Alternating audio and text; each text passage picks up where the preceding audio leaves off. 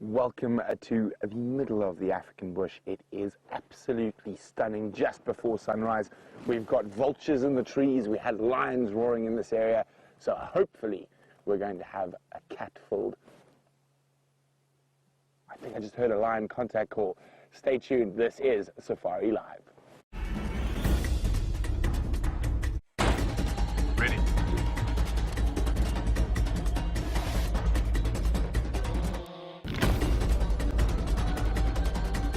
Standing by.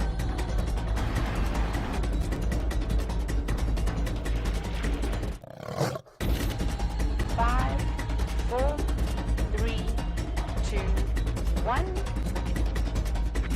You are live, you are live. I'm still listening.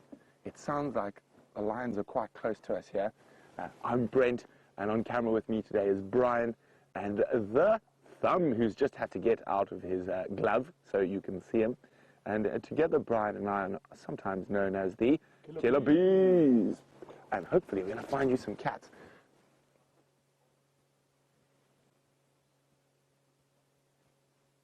Okay, so that sounds like just ahead. There's quite a lot of vultures around here, which is unusual, unless we've got the world's first nocturnal flying vultures.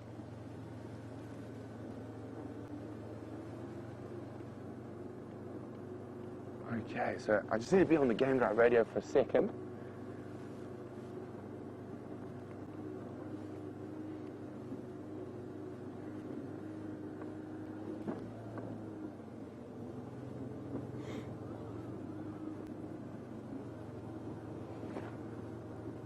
Okay, so what a line contact call is, it's a low sort of call between lines when they're close by or looking for each other in an area. And it sounds something like this. Now, it's not, of course, that deep roar. There we go, lion tracks.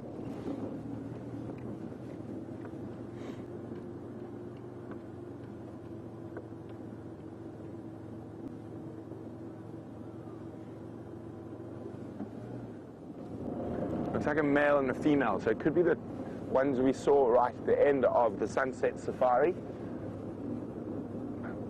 The roaring I heard earlier sounded like the old pride, so fingers crossed.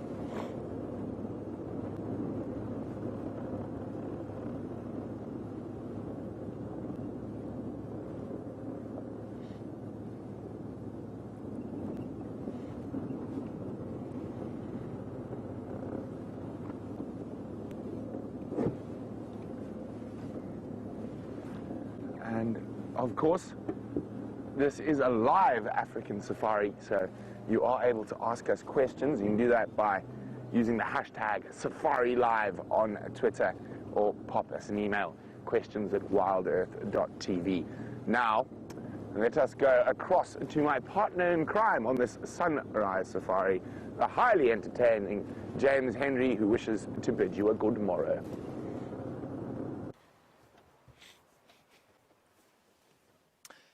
Good morning, everybody, and how are you today? I'm full of joy. I'm with Eggsy today. Hello, Eggsy. Morning, sir. Yes, there is Eggsy, everybody. His beard resplendent in the morning, soon to be glowing in the newly risen sun. Now, oh, it's gone. Never mind, Eggsy. It was a hornbill sitting silhouetted on a stick over there. My name is James Henry, in case you were wondering, and I'm becoming increasingly distressed at the fact that Brent Leo Smith thinks I'm a criminal. Anyway, that's just how it goes. I'm just going to turn him down. He's now shouting in my ear, not to me, but about me. Now, our plan this morning is to go down to the south. There's the hornbill there. It's on the ground now, Eggsy. It's that bird thing. See it? Yeah. Good. Well done. And we're going to go down the southern boundary, see if we can't find tracks of Shadow or Karula going up or down. I haven't seen either of them for far too long. I'm sure they miss me desperately. And then we're going to head across to Cheetah Plains in our quest for ostrich, because surely I must be able to do my ostrich attraction dance sometime before I next leave here. So that's the plan this morning. Obviously these plans change by the second, and we'll just see what happens on the way. It's a gorgeous morning, but it's quite cold today. It's supposed to be a nippy 9 degrees, feels like about -24, but that's just because I'm a bit of a drip. Eggsy, do you find that your beard helps to warm your face? Yeah. Yes, he says it does. He's not a very vociferous fellow, our Eggsy. He doesn't talk a great deal. But he has a very resplendent beard, and apparently it does help to warm his face. That hornbill, I guarantee you, will shortly be climbing up onto an exposed piece of branch or stick as soon as the sun thinks about peeping up over the horizon, and there it will warm itself. I'm not sure why it is that the hornbills think that it's such a good idea to do that versus the other birds. I mean, I completely sympathize with it. In the background, you can hear some grey hornbills calling. Like a little like a little group of clarinet players. But otherwise, there we go, he's back. Can you see him, Eggsy? Yeah. He's where I first spotted him. There's a steenbokkie there. There's a steenbokkie, Tree. not sitting on the tree there, surely. Well done, Eggsy. 2 steenbokkies. 10 points for Eggsy.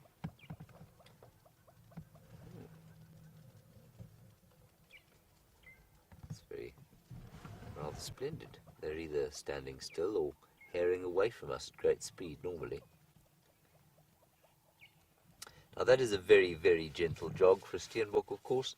The hornbill's now gone, Eggsy. And what they do is they are a little bit like a kangaroo. Now we know that a kangaroo, of course, is a hopper, in the same way that a wallaby is a hopper.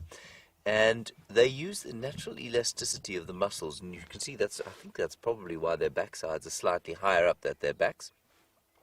And what they do is they move like that, and there's a natural elasticity in the muscles that makes it very efficient for them to move. That sort of, it looks slightly awkward because it almost looks like their backsides are springing above the horizontal, but it's a very efficient way of moving. And it's also, if you need to explode off at a great speed, well, it's a very efficient way of doing that too. Right, Eggsy, shall we continue? Yes. Yes, good idea. I was hoping to show you the mountains just disappearing with the last of the night off to the west there, but unfortunately they are hidden in a pall of dust and smoke, so that will not be possible right now. Starling behind us, let's not worry about that. Let us move along. Ah, there's something red right in frame. Oh. We've got it now. It was a piece of Velcro. Sorry about that. Not my fault. I'll have Eggsy beaten severely with a stick as soon as we go off air.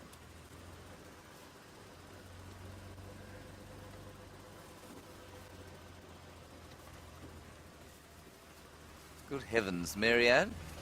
Are you sure you really want me to share this publicly? Marianne, you say you have your leopard pajamas on at the moment, and you feel a leopard coming on. Well, I hope your feeling is... I hope your feeling is well-founded, and that we shall see a leopard that resembles your leopard pajamas. Anybody else want to share what pajamas they're wearing at the moment?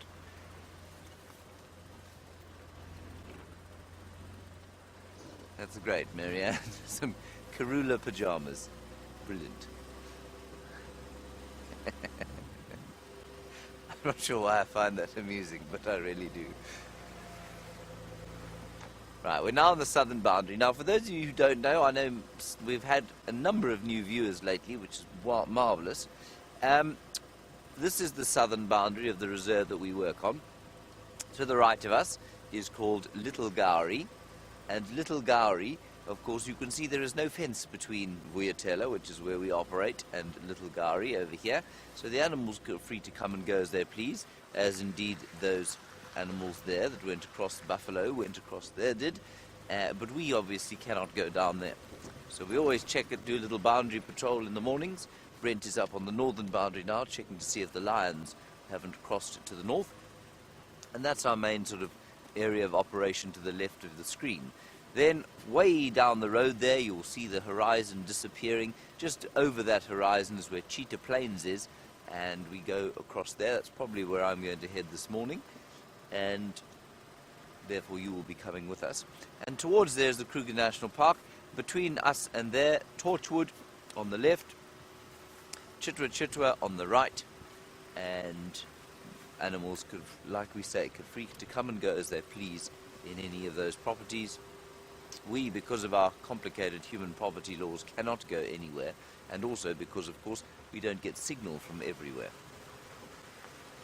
So that's how we operate, and we operate on about 6,500 acres of land, and that in hectares you divide by 2.5, 2.4, and you should get to somewhere around, what is it, it's about 2,500 hectares. Righty. Well, we have yet to see a mammal this morning. Oh, no, we have seen a steenbok. That's good. Well done, Eggsy. It was a good start. We'd like to finish it off with something much larger, perhaps. A giraffe. Now, I must just keep an eye on the road, because the road is the bush newspaper, is the cliche that we at WildEarth like to use. It tells you the story of what went on in the night. And in this case, not very much. A couple of scrub hares went knocking about the place. Scrub hare is actually quite an interesting track. Let me see if I can show you one here. Ooh, that is a deeply unpleasant sound, especially for this time of the morning.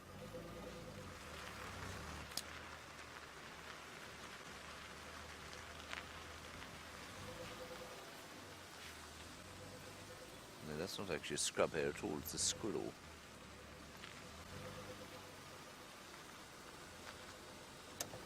No, those are not very clear, everyone. Let me find some slightly clearer ones. Scrub hares, of course, are only rabbit. Thank you, Cat in Kansas. You say that you're wearing Mickey Mouse pajamas. Good. So we've got Mickey Mouse and leopard pajamas. Anyone else? Lion King pajamas? And Stephanie, you're wearing Lion King pajamas? Wonderful.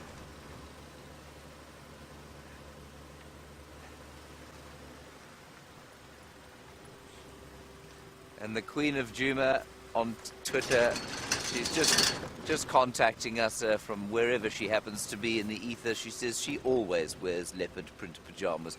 Yes, I'm sure you do, Queen of Juma. That's exactly what you should be wearing.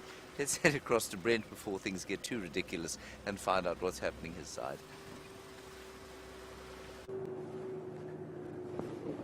That's an interesting discussion for a sunrise safari. Pajamas. Brian, what pajamas do you wear? I don't wear any pajamas. Me too. I think the member of our camp who likes her pajamas the most is definitely Jamie. Hence, one of her nicknames is Pajamas. Okay, so we've got no tracks of the Pride coming north across the boundaries. Only tracks that single male. Now I'm going to double check back towards where we were. And while I do that, we're just going to switch off the engine and idle down the road.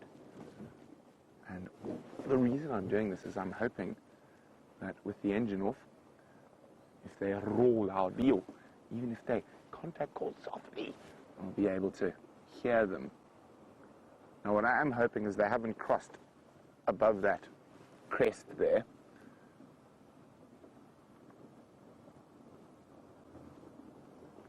We haven't driven that section of the road yet. But there were a lot of vultures, which is quite strange. They could be left over from the carcass, but they are probably about a kilometre to the east of the carcass. And I wonder if we've got the world's first nocturnal flying vultures. Because if the lions have managed to catch something overnight, I suppose if they're close by, they would have heard it.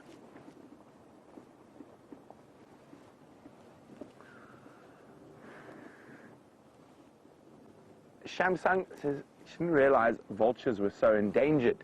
And are there any conservation groups working with them? Quite a lot. Shamsung, BirdLife International, BirdLife South Africa, the Vulture Focus Group, and in particular, there's a couple of species that are really, really on the precipice throughout Africa. Now, one of the biggest threats that faces vultures when they leave protected areas like we're in at the moment is the poisoning of carcasses.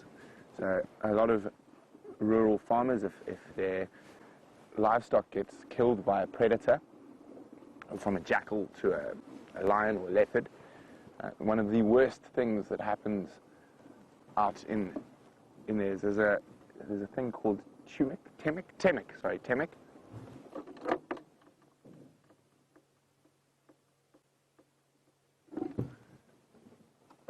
And temic is often, its nickname is two-step.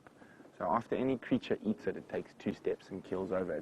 It's highly, highly poisonous, highly illegal in most countries, but it is used in rural Africa, and it's not illegal in quite a lot of the African countries up north. And a carcass poisoned with two-step can kill 100, 200 vultures in a go.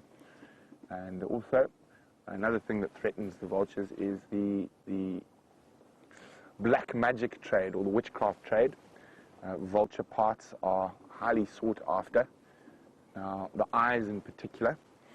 Now, because vultures are able to see from so far, in a lot of cultures it's believed that if you, I don't know how, I've never actually seen, but I think you mix vultures' eyes into some form of concoction to drink, and you're able to see into the future. So as I said, yeah, there's only about 150, I'm trying to remember, 1,500, pairs of white-backed vultures in the low veldt of South Africa. It's one of the largest populations. I mean, that's at least 1,500 birds. 3,000 birds, plus another stragglers, ones that haven't paired up yet, so we call it 3,500 to 4,000 birds. And there's only about 270,000 white-backed vultures left in the whole of Africa, and they're by far the most common of the vulture species. Now, lappet-faced vultures under far more threat, Cape vultures. Cape vultures also because they need very specific breeding sites, and a lot of those breeding sites are outside of protected areas. White-backed vultures nest in mostly knobthorn trees in this area, but Cape vultures only nest on cliffs. So a lot of those cliffs and areas are surrounded by farming areas where there's either not much food or there's compromised food. Now, the white-headed vultures, out of the bigger vulture, carrion vulture species, is the most rare, and I think there's only 8 breeding pairs in the whole of the Greater Kruger, and maybe 2 or 3 more up the Limpopo area. Now, we do see them from time to time, and there's massive conservation initiatives surrounding vultures. There's a bit of mist forming down here, Brian. So if our lens mists up, we do apologize. It is a bitterly cold 9 degrees. You remember the Fahrenheit, Brian? I think 40-something, high 40-something. And of course, I'm very jealous of Brian and his thumb today because they're warm, and I forgot my gloves.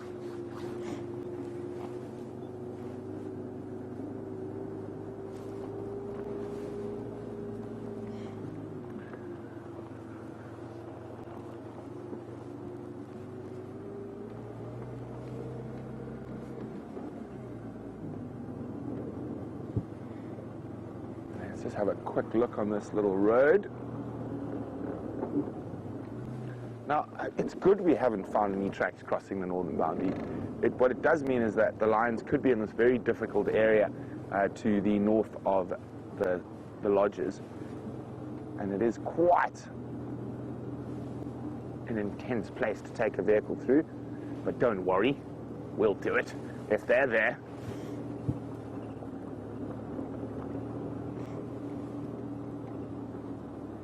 I think one of the things that a lot of new safari guides struggle with is the off-roading. I think on some of the training courses they do a bit of off-roading, but nothing that can prepare you for what you actually have to do when you're out in the African bush following big cats or wild dogs. Well, we're going to keep going very, very slowly and checking for these lion tracks. While we do that, I'm sure James has got some interesting information to share with you.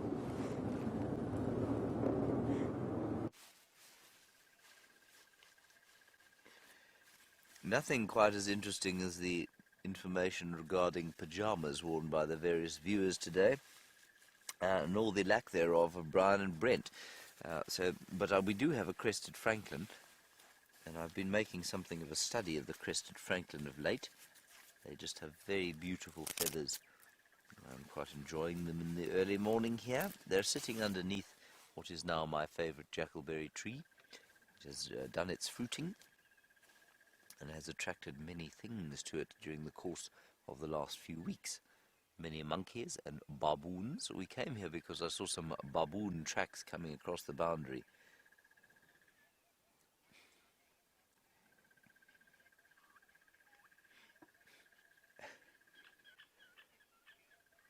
Hello, Kathy Stewart. You say your pyjamas are plaid? Really? I don't know what that means. But you also say, what bird sounds like a loud, annoying donkey?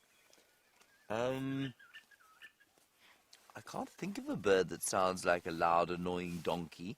There has been a chap in camp lately who laughs like a donkey, but I don't know that you would have heard him on the dam cam. It could be a francolin, maybe a very loud francolin, with a sort of croaky voice. But I can't really think of a bird that sounds like a loud, annoying donkey. Anyway, we're going to go just down into the river bit here and back out onto the southern boundary.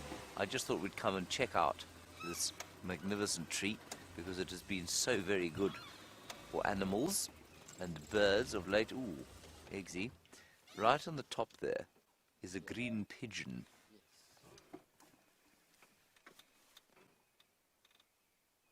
Oh, they're quite splendid things. There we go. Boom. Oh, look at the colour. Eh? Isn't that nice? Beautiful. Now he is just loving the fact that there's finally some fruit back for him to eat.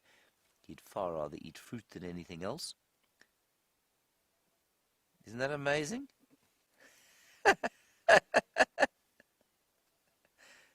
And they're a much bigger fruitarian. A much bigger fruitarian, the grey go-away bird. And you can just see the new light of the day starting to touch his undersides there as he hangs precariously from the branches.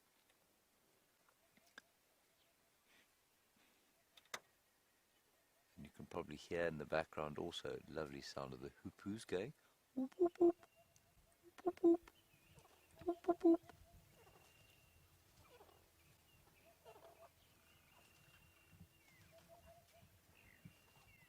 You can also hear a brew going.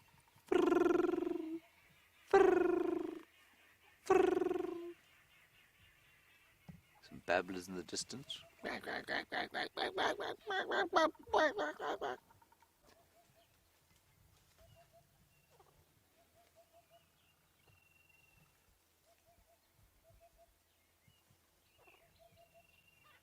it's a stunning, stunning morning.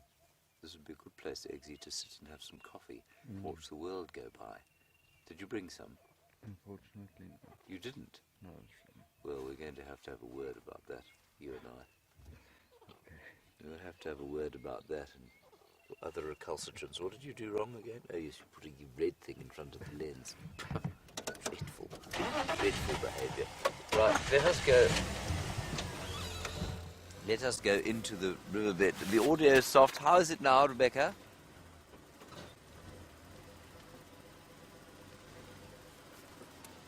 I don't know why it's soft, everybody. The microphone is in my head. I'm shortly to have it surgically applied. Ah, now we have a Natal francolin as well. And it is running away. It is terrified of us.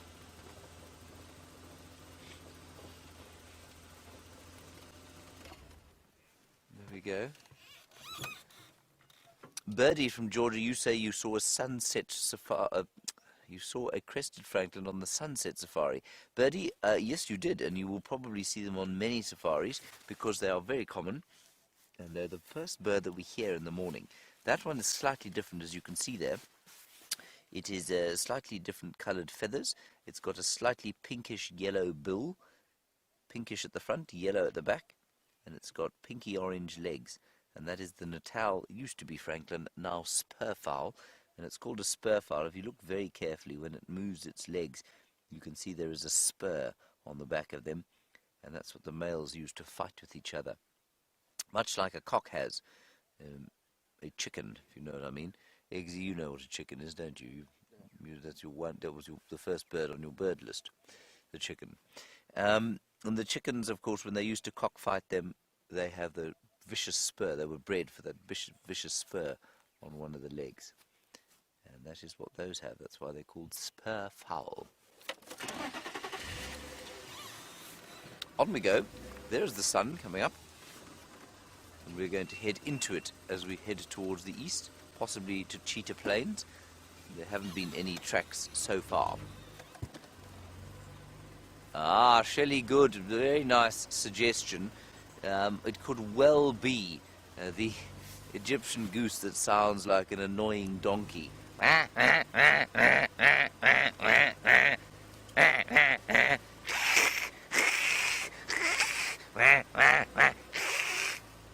that sound right?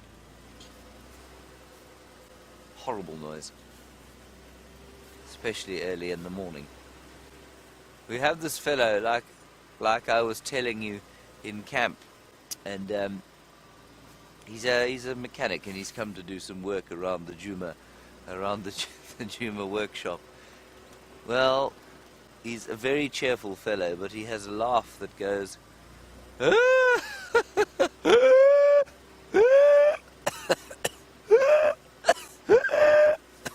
He sounds like he's dying. He sounds like a donkey in the throes of being murdered by a leopard. And he's so cheerful that his rasping yells and bellowing brays, well, they ring out over the camp for hours upon hour, such that you just cannot wait to get out on game drive again. He's now known around the camp as Mpongolo, and Mpongolo is the Shangaan sort of slang for donkey.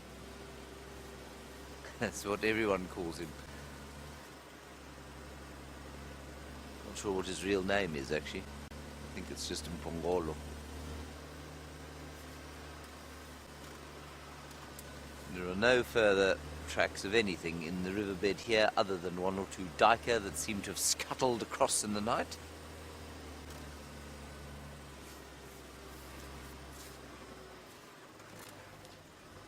I've quite destroyed my throat, you know, with that bellowing. Ah, Farmer John, I described the other day that I'd eaten a Franklin, a Swainson's Franklin.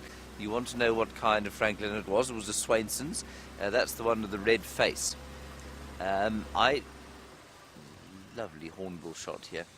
Hang on one sec, Farmer John. The Swainson's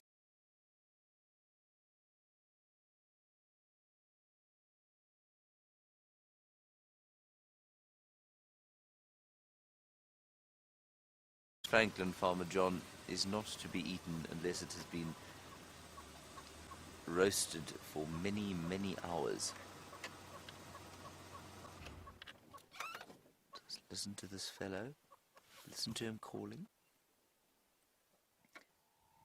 Don't stop now. Come on. Keep going.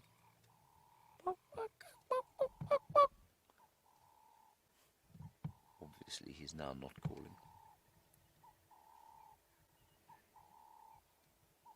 But Farmer John, I've known people who've eaten all kinds of Franklins. Not a lot of meat on a Franklin. There's quite a lot of feather.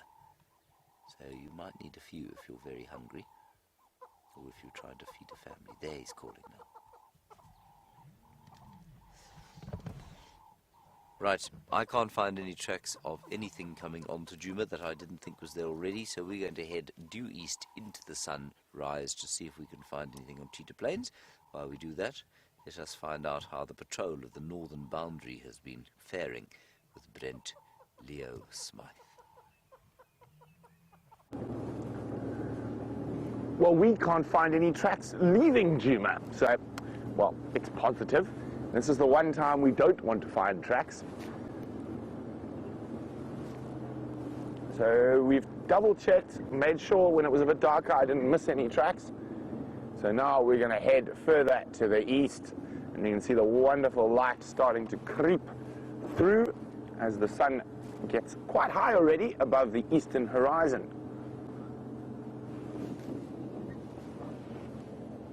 Where are all my toys and gadgets?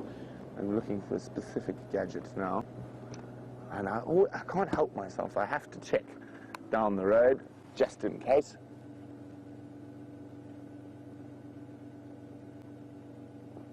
Once or twice I have found lions sleeping on the road like this, but not this morning.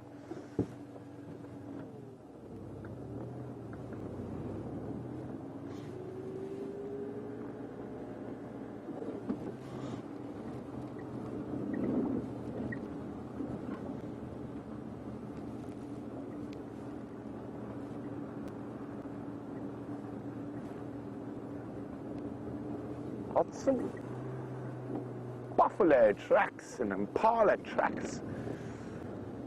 Hyena.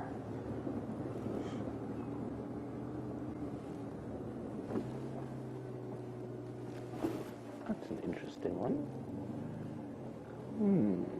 Very interesting one.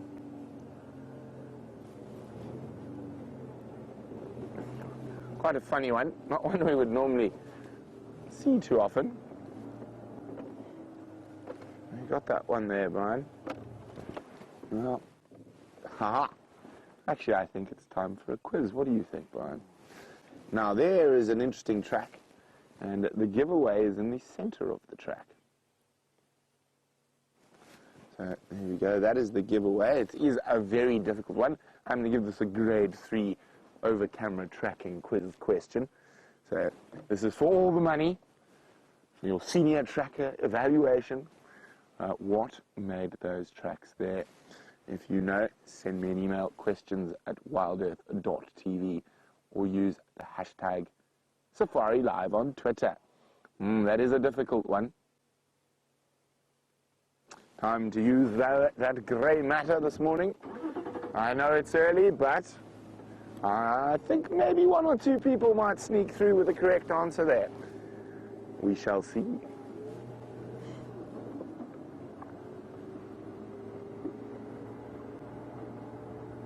Now, as we keep heading east, it's still a positive, no lion tracks.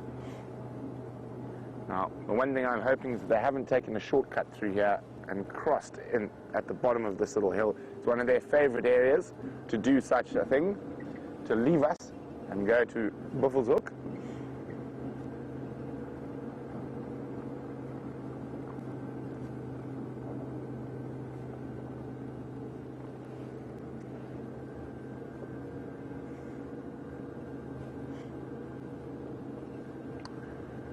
So Aubrey says he thought the lions were roaring from around Sour Plum Road in Buffelshoek, which is this road. So we should see, looks like there was a herd of buffalo here last night. Now that could have definitely drawn the lions this way. Now the reason I know it's not Duggar boys, you can see there's some smaller dung, but also this is dung that's been deposited while moving at high speed. Now, what I'm looking for is a running lion track on top.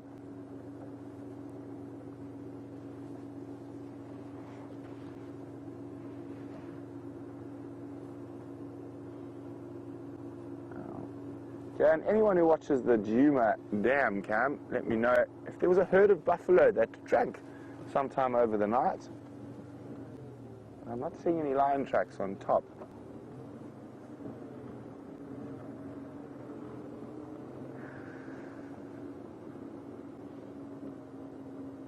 Maybe they were a bit slow getting going due to those fat bellies from the buffalo they'd just finished eating.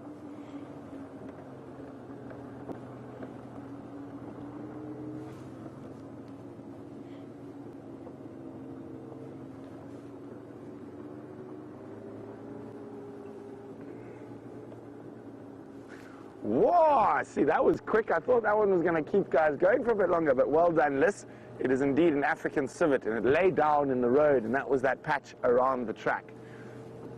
Oh, not bad. Well done, level 3 for Liz.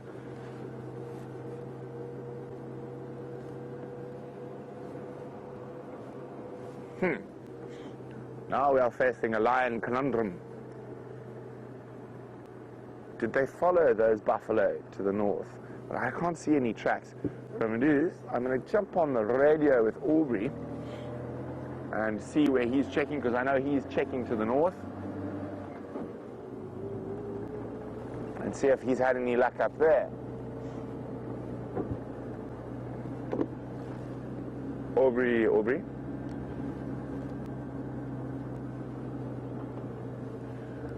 Orbs, I can't find any Nkonzo crossing into Buffalo's Hook, and there's a lot of Makoti on that shortcut off Gallagher, the one that goes through to Buffalo's Hook cut line. And there's Nkonzo Vahlami Vinyari crossing at Gari cut line junction, Buffalo's Hook cut line. I'm going to check Buffalo's Hook Dam quickly, and then I'm going to head back to where those Makoti were.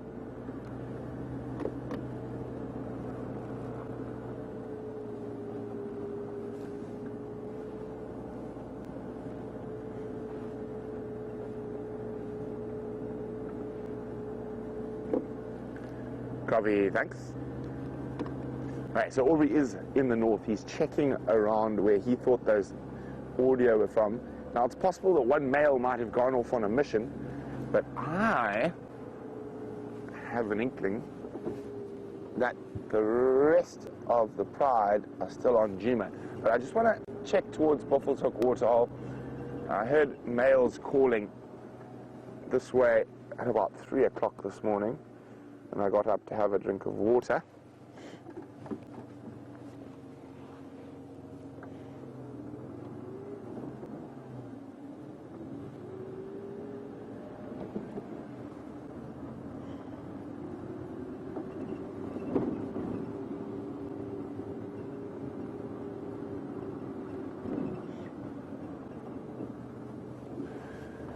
Now, we've been chatting about vultures and how much pressure they're under.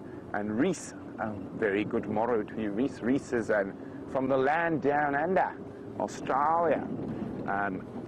Reese would like to know what animals would be affected if the vultures were to go extinct. Strangely enough, almost all the animals. Now, the vultures are one of the cleanup crew of the bush, and they are able to eat absolutely vile, putrid, rotting things. Now, if they were to be removed, you often find in areas where vulture populations have had a crash, you start getting disease outbreaks amongst predators and amongst all animals due to the fact that there's just rotting carrion all over the place. And that's not very good. So there's a reason that vultures and hyenas and lions are designed to be able to eat stuff that would make most animals keel over and die in a second. Vultures also seem to be immune to anthrax, so anthrax carcasses they will eat. So they're very, very important little cog in the ecosystem. Actually, quite a big cog in the ecosystem. So, and it is well, almost everything will be affected from a large mammal and point of view if vultures are removed from an ecosystem.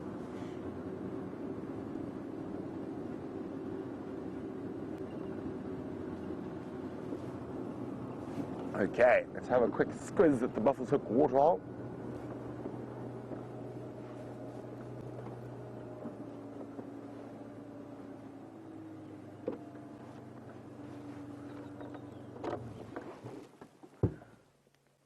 Sorry, Orbs, go again.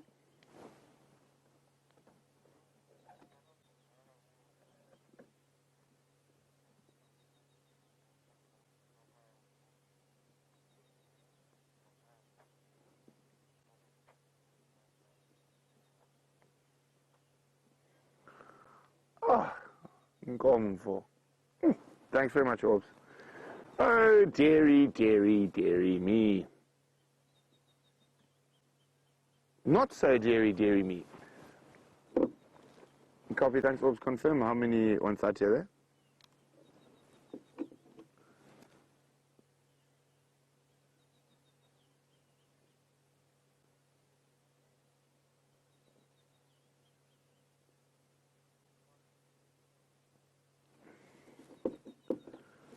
Copy, thanks. Yeah, they must come fetch one time sometime soon. Okay, so yes, it is dairy meat. All 7 adult lions that we had yesterday, and have been very successful. And I just forgot who said they thought they heard buffalo distress on the Juma Dam cam last night. Lucy, you are indeed correct. They've got a double kill in Buffalo's Hook. It sounds like 2 sub-adult buffalo, and no cubs are there yet, so we do have a chance at lions still this morning. So I'm going to keep listening. If any of those lionesses leave, they're going to head back to Juma to fetch the cubs, and we'll go follow them back across to the boundary. Hopefully, over they're so full, and now they've got 2 more buffalo. So let's be realistic. We're probably not going to see lions for a day or 2, maybe 3, unless some of the Birminghams come up from the south where they've been with the Styx Pride. But that's how the cookie crumbles, so they say. So, well, it gives us a chance to focus on everything else. Okay, so we're up the Buffalo's Hook waterhole. Let's see what's happening here. Now, Eggsy was too scared to guess when the water was going to be completely dry. Brian, are you up for it? Oh, there we go. Brave man, Brian Joubert, with the thumb leading the way.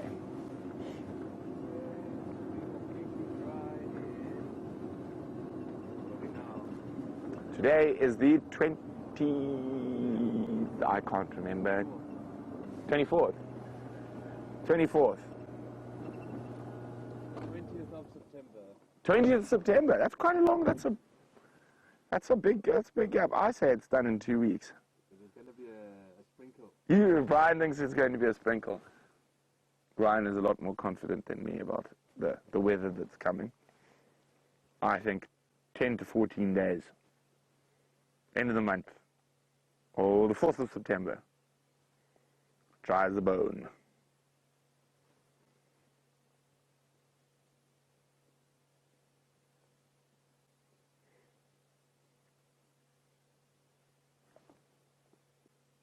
Do I hear elephants? Let me just listen for a second.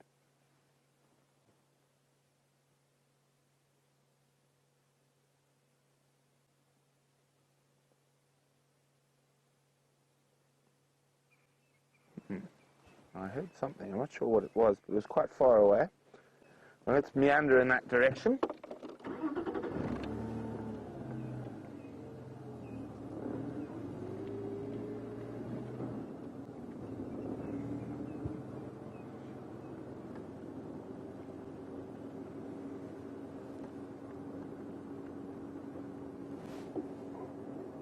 Always love checking. Oh, look at that. That's actually very pretty. There's some mist in that little entrance, the eastern entrance into Buffalo's Hook, little river that comes in there, and very, very pretty.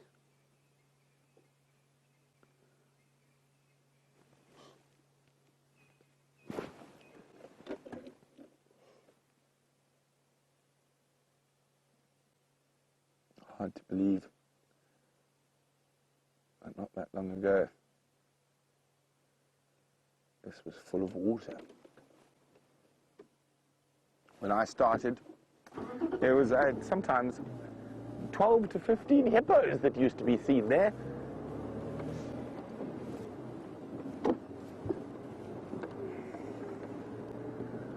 Aubrey.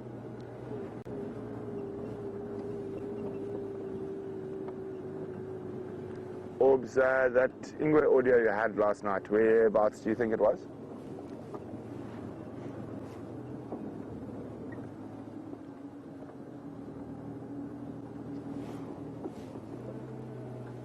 So Aubrey thought he heard leopard last night, west of Gallagher. Copy, thank you very much. I'm going to slowly make my way back towards that area and have a look.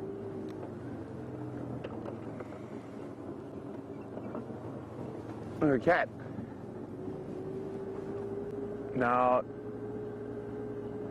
Aubrey says he heard leopard calling last night somewhere west of Gallagher. We are unfortunately deep in the east at the moment, but that's not a problem. We'll just slowly meander our way back there, enjoying all the incredible things that might be out in the African bush on this absolutely exquisite winter's morning. Now, I did say this a couple of days ago, we had a beautifully warm winter's morning, and it was about 20 degrees Celsius, which I think is 70 Fahrenheit.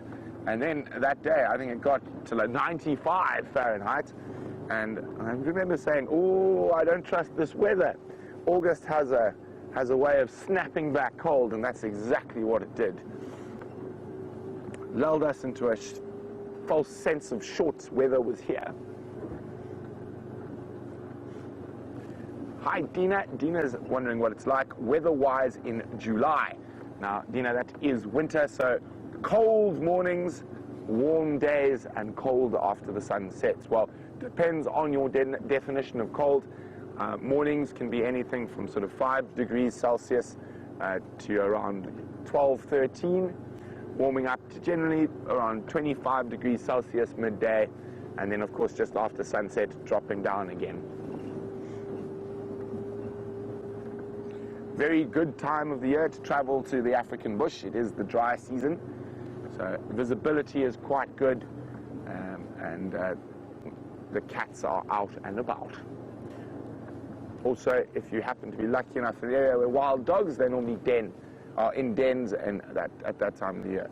Well, I think this is the first animal we've seen all morning, Brian. Hello, boys.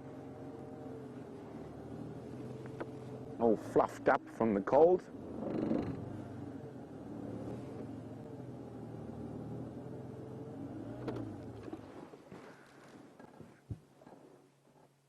And of course the ever-present fork-tailed drongo just above them, hoping that they disturb some insects.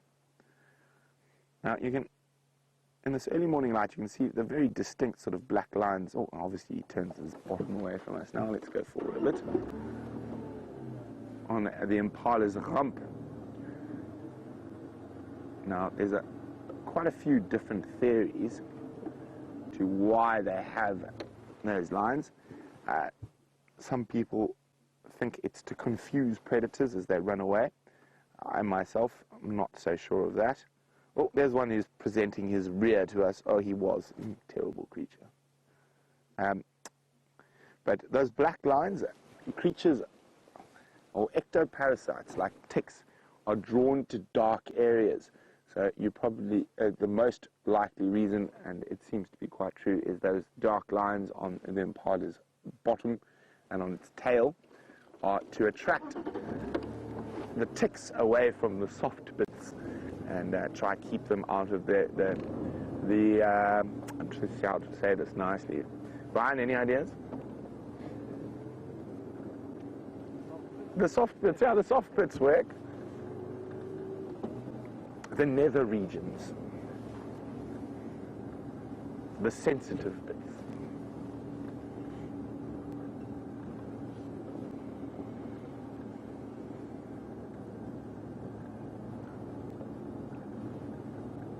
I think we're going to head up towards our eastern edge of our traverse area, and we're going to slowly work our way back up towards the west. Now, I hear James has made his way down towards Cheetah Plains, and he's somehow found something to help him with his slight disadvantage. We're live, Eggsy. Just trying to figure out whether we were live or not. Is my audio all right? Oh, amazing, you can hear me. I am playing Hornbill, everybody, by standing upon this enormous termite mound here on Cheetah Plains, the sun warming my very cold face. It has become substantially colder than the springtime weather we've been having over the last few days. Now, the reason I'm standing atop this termite mound is twofold, in fact threefold. One, for the sun, 2, because I know that there is a cheetah sighting going on northwest of us there, at least northeast of us, on Nkoro. It's possible that those cheetah could come down across onto Cheetah Plains, so that'll be good to know about. Then the third thing is this very special tree here, and it's quite rare, and it's quite rare in these parts because of the elephants. Elephants love to eat them, and they have a very delicious smelling fruit, but they belong to the genus Comifera. Now, should I fall down off this mound, everybody, please don't laugh at me. Please just close your eyes and pretend it didn't happen. There we are. Oh, Eggsy. It's like watching a mountain goat, I'm sure. It's a Comifera tree, and the Comiferas, they smell very citrusy around the sap, and the fruit doesn't taste very nice at all. But the roots, I think it's the roots, they've been used for many, many thousands of years, of course, to make frankincense, to make myrrh. This is the tree from which myrrh was made. And I think it's the roots. And there are lots and lots of different kinds of comiferas, but they grow up into the Middle East, and that's where myrrh comes from, the comifera. And this particular one I cannot identify because it doesn't have any leaves yet. But if you look very carefully on the top there, you can see that there's a bud starting to form on the end of the spine. So it doesn't have thorns, it's got these spines, which are just sharp-edged branches. Good. On we go. I'll try and plug myself back in again. There we are.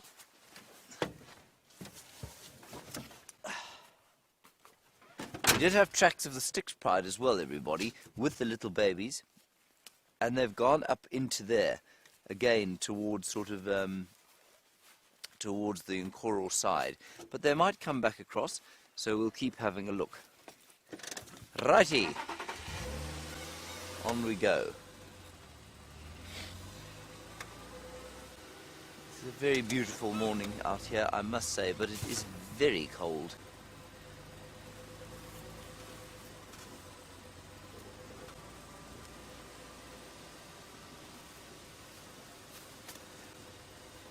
Rebecca, I'm afraid I missed that. You're going to have to go again.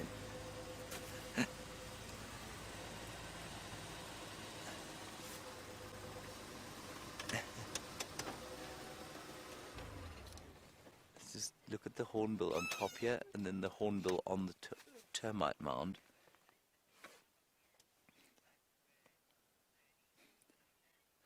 Hello, Birdie and George, as we look at that hornbill eating termites out of the termite mound there, and the other one doing precisely what I was doing. That's sunning himself. A hornbill loves to sun himself in the early morning. Birdie, you want to know what the best time of year to see birds is, or the most number of species of birds? Birdie, any time sort of after November, I would say late November, December, January, when maybe mid-November. You need a little bit of rain to have come first to have created a sort of emergence of insects, and then when all the migrants are back, and that is normally sort of by the end of, well, I mean normally middle October everyone's back, but if there's a particularly good rain year, you'll get all sorts of vagrants coming through. So in a particularly good rain year, then you want sort of November, December.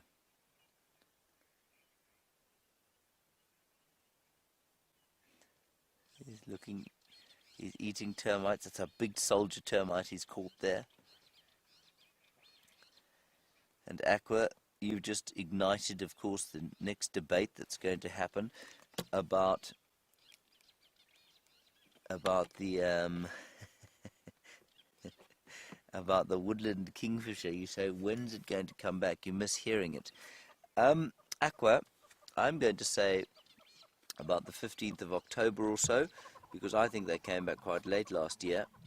Brent reckons a month earlier than that. He said 12 to 15 September. I seem to remember them coming back very late last year, sort of mid-October time. So if anybody can remember exactly when they came back last year, that would be great. But I do remember hearing them for the first time, and for 2 days I heard them before I saw them, and that was at the Juma Dam, and I think somebody spotted them on the camera before we actually spotted them. So one of the zoomies managed to see a woodland kingfisher last year before anyone else did, and I think that was in the middle of October.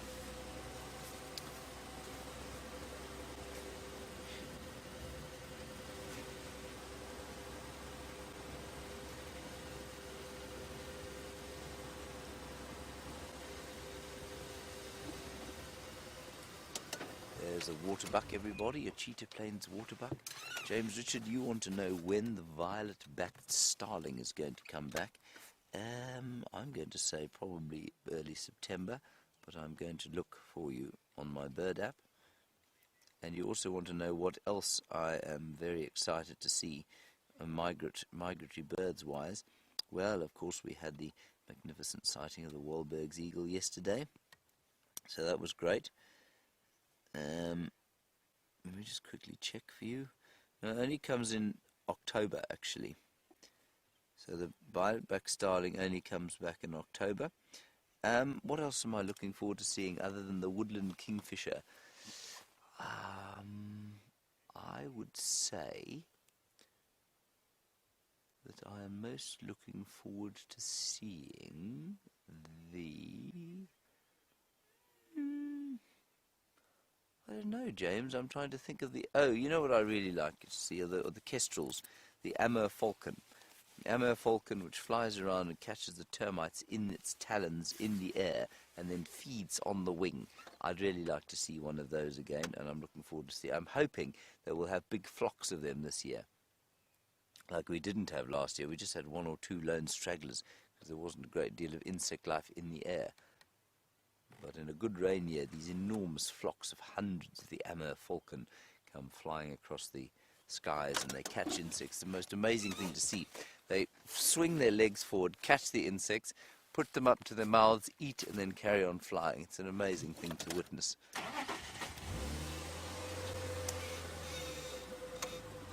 Right, that was a waterbuck, about which we didn't really talk, but that's okay. Quite fluffy in the cold morning. Those cheetahs seem to have gone off to the north, I'm afraid, so I don't think we're going to see them.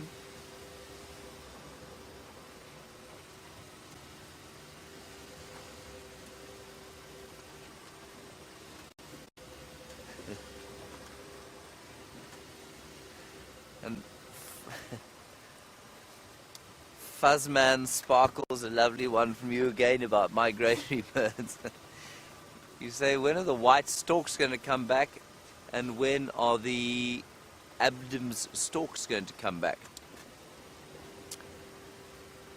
I don't know. Abdam's stork I've never seen here. I suppose there's a slightly greater chance of finding them on the clearings of Cheetah Plains, Fuzzman Sparkles. The white stork, I think, will definitely be here by the end of September. But the Abdams I've definitely never seen here, and I've been in the Sabi Sands for quite a while. I've heard of them being seen once or twice here, but they're not common around here. I'm just listening quite carefully to the Game Drive radios, going insane in my head, because there are bits and pieces going on Coral. People are finding tracks of things all over the place, and some of them might be coming down south here to Cheetah Plains. Right, we're approaching now 3 in a row pan.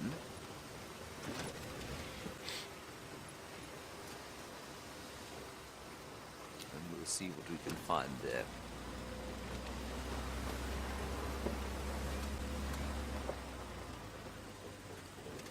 November the 16th.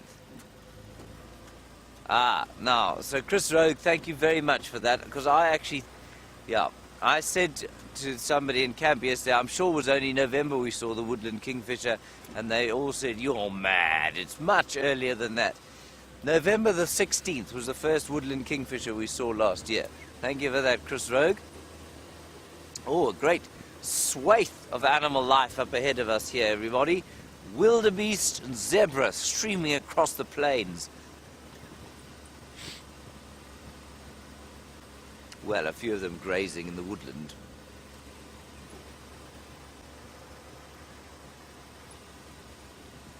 Let's have a look-see.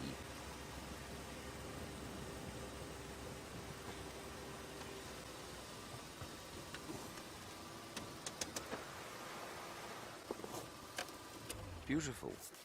Here we are. Wildebeest. Well, I mean, these are not very common, of course. Now, just to keep you posted, rather excitingly, I'm going off to the Mara Triangle. That's in northern Kenya, and southern Kenya, sorry. That'll be on Friday. And we're going to see if we can't do if we don't have the technical capability to do a live broadcast from there. We probably won't actually broadcast anything, but we are going to do an experiment. So that's quite fun. And there, of course, we will hopefully see tens of thousands of these blue wildebeest. Over there they call the brindled gnu, and they are the same species as this, but they have a white beard, as opposed to this sort of, Eggsy coloured brown beard. Eggsy, your beard is even more impressive than the wildebeest's beard.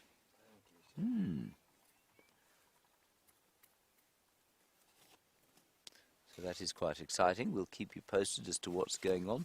No guarantees, of course, that we'll get any kind of signal, but we'll just go and see what we can do. And there's a single zebra in the middle of the herd there. There he is. Oh, there's another one behind him. Thank you, Rebecca. Yes, I've seen that one. Thank you so much for your help. You can hear a bearded woodpecker in the background. You might also be able to hear the tearing of the grass by the wildebeest next to us. Wonderful. Eggsy, I might be persuaded to take a photograph, you know. Such is the magnificence of this backlit sighting.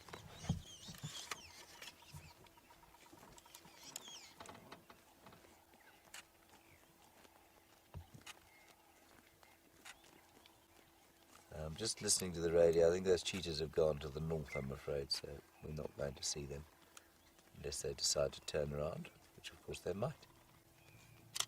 It would be very kind of them to turn around.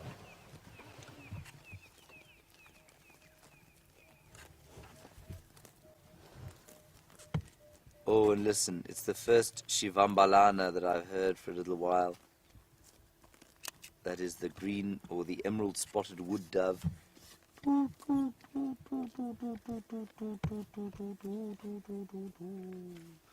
there's a lovely expression in Shangaan that goes Shirila Shivambalana, which means you cry like that, like the mournful call of the green spotted dove.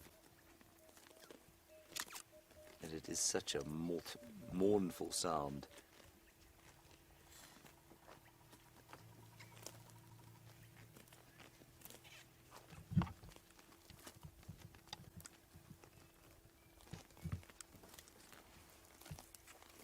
These guys, this is a really quite special sighting, and I'll tell you why. Because wildebeest are not very common in the Sabi Sand. There are probably only about 200 of them or so, but these guys are coming right around us. They're sort of totally ignoring us, and they're very seldom this confiding, very seldom this fearless of us. It's really quite special.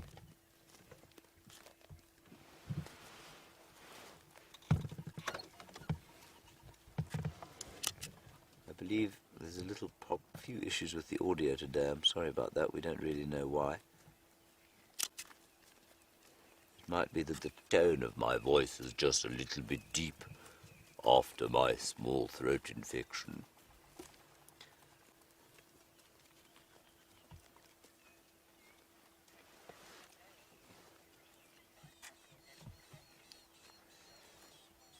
Hello, Zoe. You want to know if there's any plant out here that might help me with my sore throat.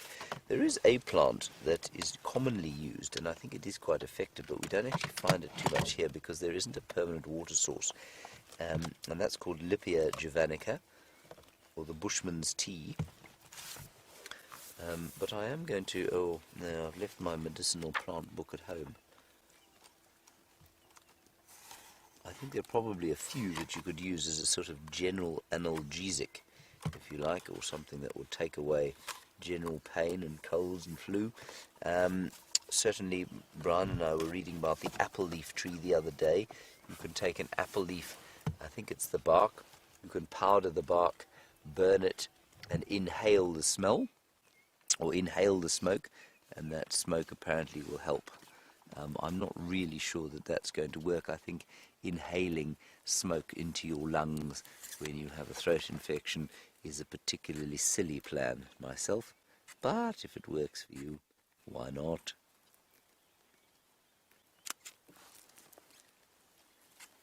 But my throat is definitely healed, but I've always found whenever I've had a little throaty issue, I always sound like James Earl Jones for the next week or so. So you can say things like, "This is CNN International." Or you can be Darth Vader. "Luke, I am your father."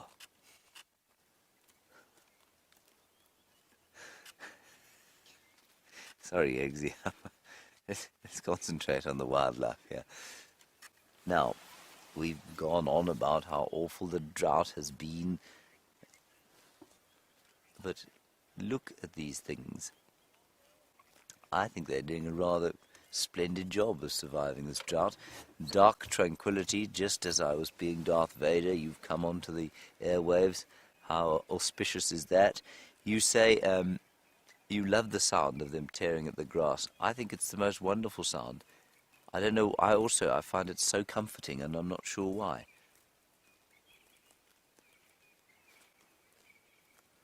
Now look at this chap here, Eggsy. Rebecca keeps going on about the fact that I've said there was one zebra to start with. Oh, right, Rebecca, there is a whole herd there, a whole herd of zebra. Are you happy? Thank you. Now, what I was saying about these wildebeest is that they, I think, have done a very good job of getting through the drought season, and if we get a little bit of rain fairly soon, I think they'll be fine. And also, I think if you look carefully at the belly of this one, this cow, I think you can see that she's pregnant. And so she will hopefully have a little wildebeest calf, and hopefully the Styx Pride will be too busy killing large buffalo to worry about her little babies. They are so vulnerable to lions, wildebeest calves. And in the Mara and the Serengeti and that whole ecosystem, they're a little bit like impala, where they flood the market to the extent that no number of predators can possibly dent their numbers because there are so many of them. But out here that isn't the case, and they're just very easy to kill when they're little. And so if there isn't much else to eat, they do tend to take a horrible pasting from the lions.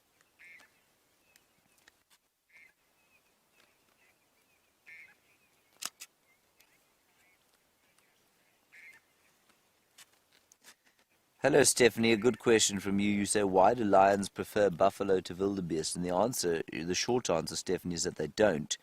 But what they do like is a good sized meal, A, and B, they'll take what they can get. Now, there are only about 200 wildebeest in the entire Sabi Sands. That's really not many at all. But in terms of buffalo, there are probably at least 1,000 or so, especially lots of those Duggar boys or bulls that live on their own. And so you'll find that the lions are just coming across the buffalo a lot more frequently than they're coming across the wildebeest, and that's why they don't eat wildebeest nearly as much. If there were more wildebeest than there are buffalo, as is the case in the Mara and Serengeti ecosystem, you'd find they'd eat far more of these than they would of the buffalo. But it's a very valid question.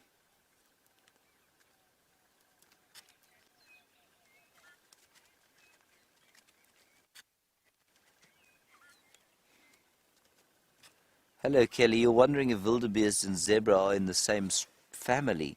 Kelly, they are more distantly related than you are from a lion. They're not closely related.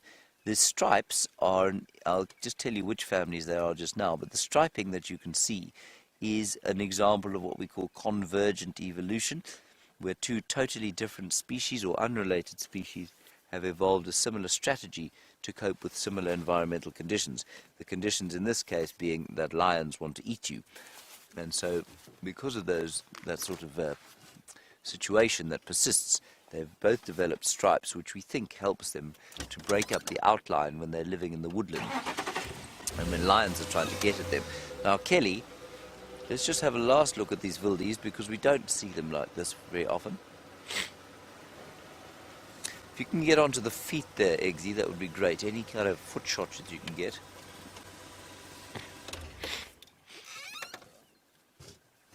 Right. Kelly, you can see they're cloven-hooved.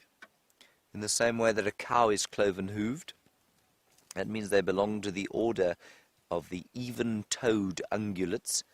All right, now in order, you get a species, then you get a genus, then you get a family, and then you get an order. And so each category gets bigger and bigger. So a zebra belongs to a completely different order. So they belong to the odd-toed ungulates. Excuse me. And then because they have a single foot, they're like a horse. They've got a single hoof, not that split hoof like the even-toed ungulates have. So I'm not sure if that makes sense to you, but basically, if you think of, right, well, you're a primate, obviously, and we're primates, and lions are carnivores. Those are two different orders. The carnivores and the primates are two different orders of animal. So these two animals here, the zebra and the wildebeest, they belong to totally different orders, which means they are very, very deeply, distantly related. But they live in similar conditions. They've evolved similar condition or similar strategies to cope with similar environmental conditions. And I mean, they're so distantly related, Kelly, that the zebra doesn't even have the same digestive system. There's a completely different digestive system to the ruminant, which is, well, or to the wildebeest, which is a ruminant. Much more modern, the wildebeest, than the zebra.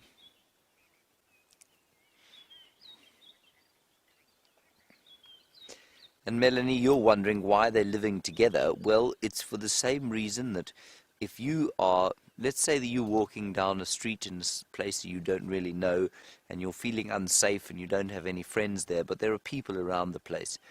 You're going to go and sort of, I guess, move towards the people that look friendly, that look like they're similar to you. And what's going on here is that they're basically doing the same thing. The animals out here feel unsafe when they're alone, and so species that don't harm each other, like these zebra and these wildebeest, sometimes you'll find impala and waterbuck with them at the same time, they will spend time together with each other in order to try and stay safe. They use each other's eyes and each other's ears and each other's sense of smell to avoid predators. Speaking of predators, Brent has death that comes from the sky.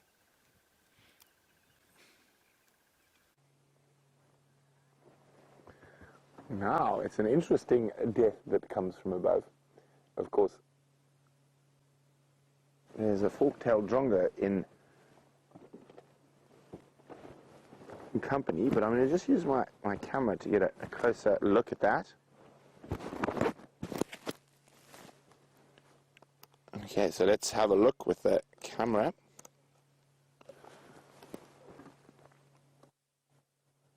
I think it could be one of the vagrants returning, but I don't think it's a WildEarth. Looks a bit big.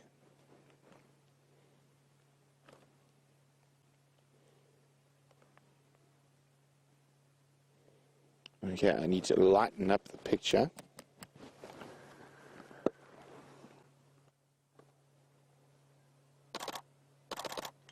So it's not going to win any photographic awards, but what I'm looking for is the gape. Now, the gape is how long the mouth is and where it extends to. So on the different raptors,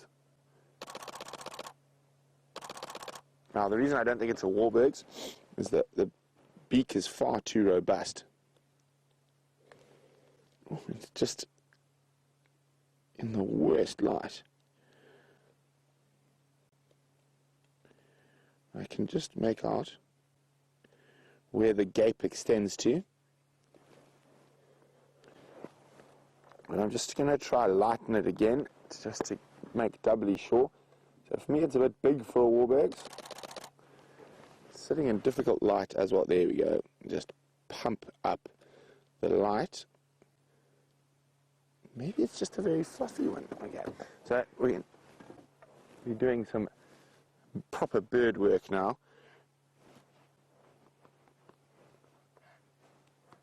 And I'll show you what I mean now. And Brian's going to zoom in there. I'm going to keep my head in the shadow so it makes it easier for you to see.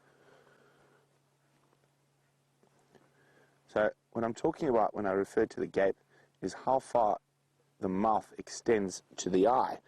Now, what are we looking for? Eagles.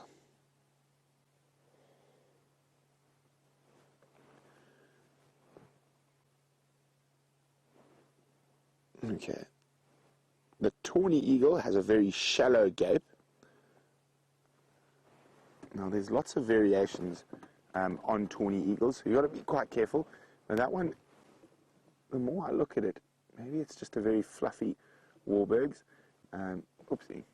Oh, it doesn't matter. There we go. So you can see the gape, what I'm talking about there. It extends all the way almost to the center of the eye. Now, the others, like a steppe eagle, the gape extends to the end, behind the eye. But steppe eagle's too big. I feel a tawny eagle's too big. Now, let's just have a quick look there again. I'll zoom in now. There was one I wanted to check. There we go. It could be a very good species. And it is what I thought it was. So a shallow gape, small but bigger than a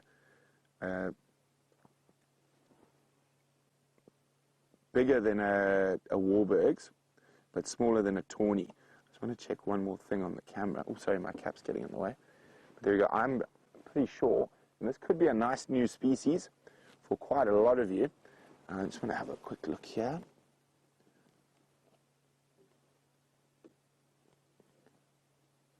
Yep, I'm pretty certain it's a pale morph booted eagle. I wanted to make very sure before I made that call. We've had some interesting bird calls recently, but with all these eagles, if you have a look, there's so many different variations, and of course there's variations on the variations. So especially with booted, one has to be quite careful. There we go. I think that might be a really nice new bird species for everyone. You can see it's migrant to this area, so it's a bit early, but I'm pretty sure it's a pale morph booted eagle. So really good species, not a very common one for the Sabi Sands. Now I saw, oopsie, sorry, there we go, pale morph booted eagle. Now, so slightly bigger than a Warburg's, but definitely smaller than tawny or steppe. And I actually saw a very similar morph of that booted eagle last year, not on Safari Live, but while I was at home in Hoedspruit, not too far from here. So really, really cool, really exciting. So hopefully that's definitely a new bird for some of your lists. If it is a new bird for you, please let me know. And also let me know how your bird lists are going. And I'm sure some people have been adding immense amounts of birds to their list. Let me know how your bird lists are going. Hashtag Safari Live or questions at wildearth.tv. Well, hi Liz. Liz is wondering, what is the size comparison to an American bald eagle? Now Liz, I have never seen an American bald eagle, unfortunately. I would love to, but as far as my understanding goes, they are very big birds. So I'd say it's probably quite a bit smaller than the bald eagle. let me know, preferably centimeters. Actually, let me just see if my thing does inches. No. So let me know how big a bald eagle is in centimeters, and I'll be able to let you know what the size comparison is. I'm sorry, but we are metric out here, and I do struggle with the imperial system. But please let me know, what is the American bald eagle's average length in centimeters? You can do that by sending me an email, questions@wildearth.tv, or use the hashtag SafariLive on Twitter. Oh, I can't believe I'm getting out from under my blankie. Oh, are we rolling away? But we cannot drive past rubbish. Now this one I think fell off and has been out here for a while, and I think with the dry weather it's finally come to the surface.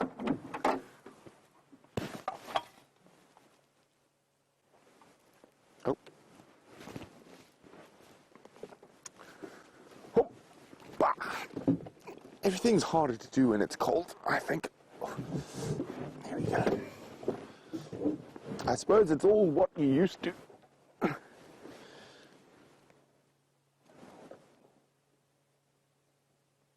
You hear that, Brian?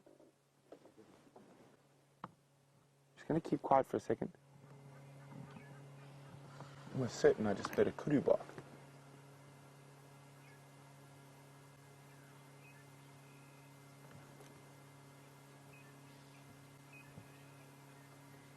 Come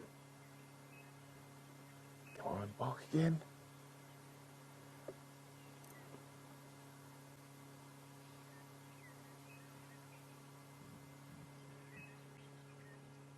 Very. It was quite close. That's why I'm keeping quite quiet, and I'm just keeping my earpiece out for a second. Come on, bark again. Could there be a leopard around the corner?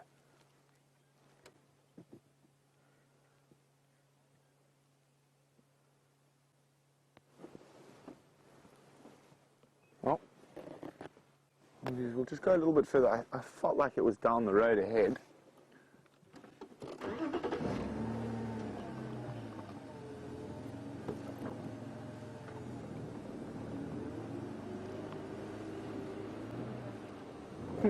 Very interesting. Well, I'll definitely be keeping my eye open for tracks, but whatever happens on today's Sunrise Safari, I think we've won.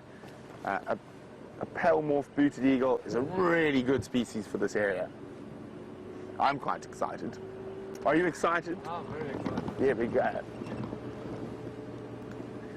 Well done, Barbara, who's on 152, and that's a new bird species for her. Now, one must remember thinking of a booted eagle, because it begins with a B, and B is the best letter in the alphabet, isn't it, Brian? Brent and Brian think bees are best, and we'll be celebrating all things killer bees and bee in a few short days on Killer Bee Day, the 28th of August. Now, we unintentionally chose the 28th, and it turned out that by pure chance, it's also International Bow Tie Day, so it also begins with a wonderful B. Michael, unfortunately for Michael, his name doesn't begin with a B, but Michael is wondering, what are the plans for Killer Bee Day? Oh, so much of fun is planned for Killer Bee Day. We will definitely be birding, and I think we're going to try the 50 species challenge. I think we'll move it over 2 days. Over two drives, not 2 days. We'll also be searching for anything that begins with a B, Birchall starlings, booted eagles, butterflies, and there will be some challenges for you guys out there. I think we're going to hide all things killer bee related around Juma, and you're going to have to spot them, and we're not going to make it too easy for you. And what else did we plan, Brian? a beatbox. A beatbox, maybe. I'm afraid I'm not going to be able to be much help in that. I just go. It's about the sum total of my beatboxing abilities. Oh, we'd have to plan. If anyone's got any good ideas for the Killer Bee Day, you can send them through on questions@wildearth.tv or hashtags Friday Live, and Fire Animal Control will forward those on to us for our, what would we say, for our inspection. And if there are any great ones, we will definitely add them to the joy that is going to be the day of the killer bees. Trying to think of any other bees, Brian. Maybe we'll even find a bee.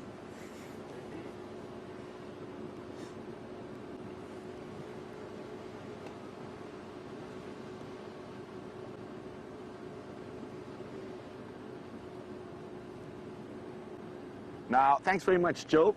The bald eagle, good eagle, begins with a B, has a body length of 70 to 110 centimeters, so it is a very big eagle. The booted eagle only gets, its largest it ever gets is about 50 centimeters, so you're looking at half to 3/4 of the size of a bald eagle. But while we continue to see if we can find what the bark of the Nyala or kudu was about, let's go back to James.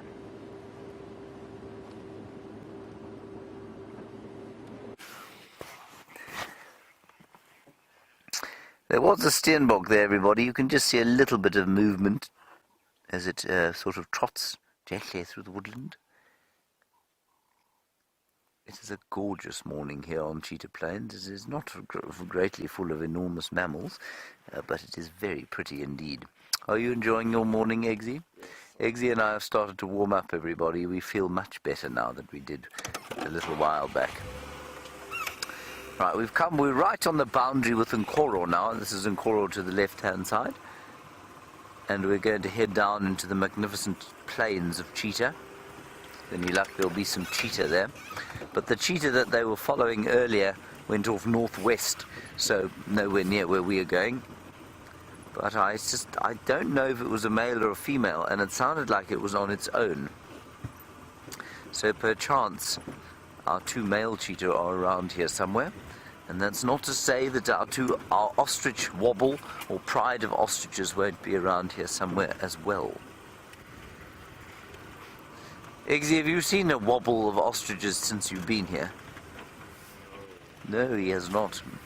It will be a rare and amazing pleasure for you to see a wobble of ostriches. You must add it to your bird list, yes, but only once you've seen it.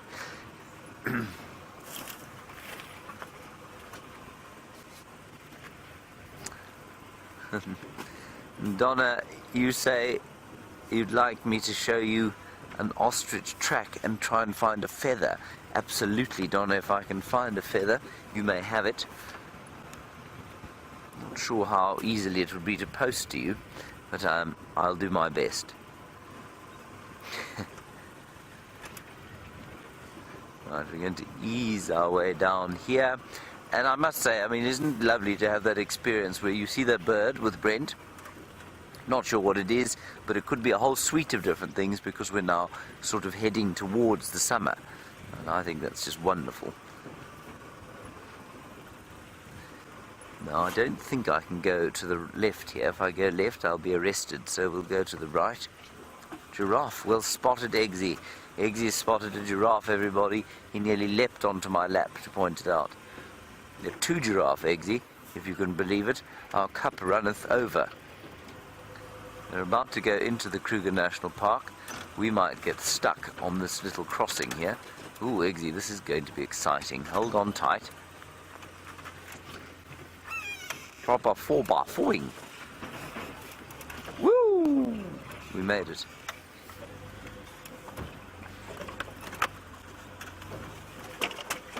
They are Kruger National Park giraffe, these. So we'll just go onto the corner here and get a view of them.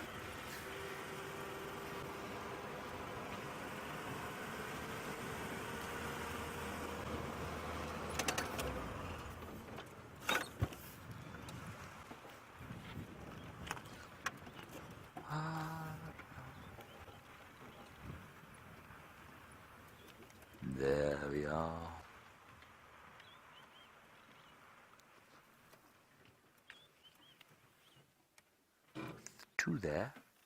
And Eggsy, you will not believe it, but there's one on our left as well.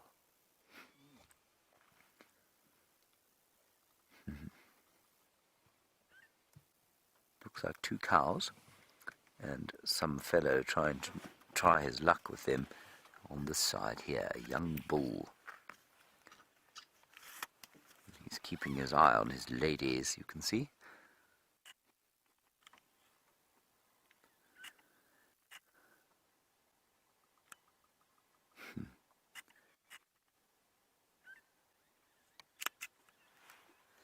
There's lovely sounds all over the place.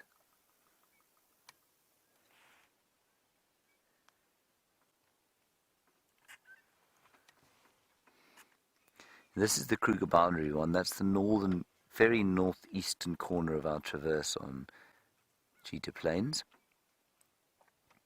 You can see the road there that he's walking across. That's into Kruger. And I know I was talking a little bit about the boundaries and those sorts of areas that we're not allowed to cross earlier today. Well, that's one of those boundaries that we can't cross. And when I say we're part of the Kruger, well, you can now see that we are. There is no fence there, and that fence came down in about 1992, I think, in this particular area. There definitely was a fence until that point that separated the Kruger Park from the Sabi Sands, and then sense prevailed and they dropped it. It's very seldom in human history that sense has prevailed, but this was one incident. Very nice silhouette there, Eggsy. It's very artistic of you.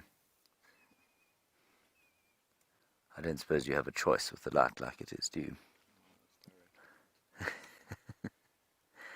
I'm afraid I can't move really, everybody, because to get a better picture I'll have to go forward and then we'll probably be arrested, and I don't think you and I want to spend the day explaining to the Kruger National Park authorities that we just didn't want the silhouetted view of the giraffe. We wanted a more frontlit one.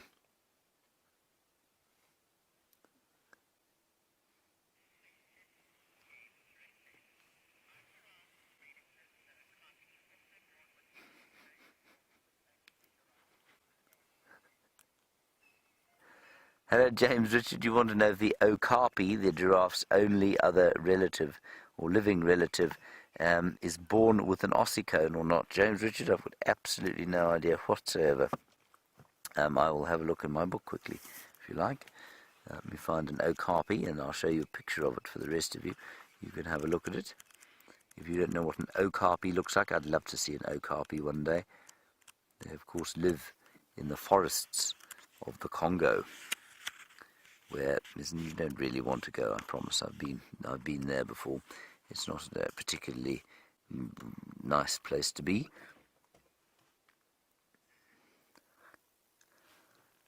Doesn't say.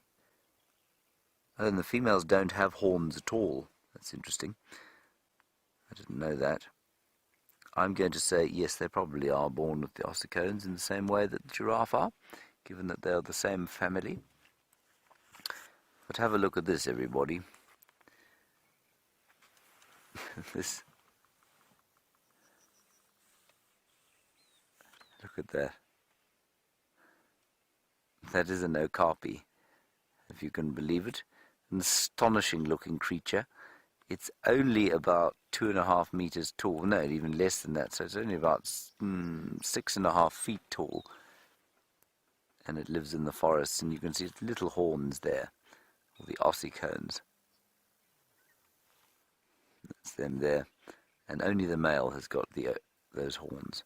And then highly endangered, of course, because they're used quite extensively in the bushmeat trade. The Congo, of course, possibly the continent's most troubled country. And there is unfettered poaching of forest elephants, forest hogs, forest buffalo, the duiker that they have there, the gorillas, the chimpanzees, many different species of monkey, and of course the okapi just falls into that. It's because people are desperate. They really are absolutely desperate from years and decades of horrible, horrible civil war and corruption, general neglect from leadership throughout the world. But it has resulted in this rather dreadful bushmeat trade. Right, we're going down south now into the other clearings.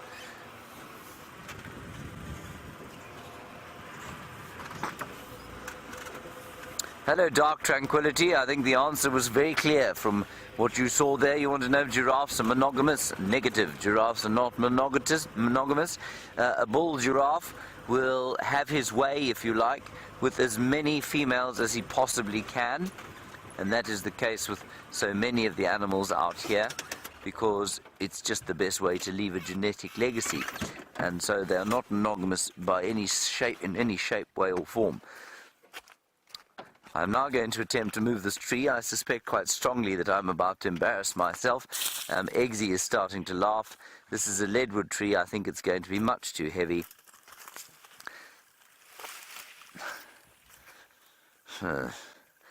What do you think, Eggsy?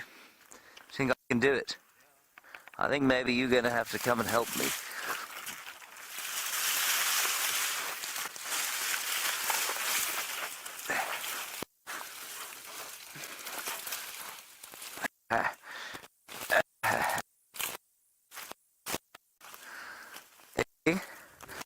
I've been severely injured. You see, it's horrible. I can't pull it up. Are you ready? Are you filming it?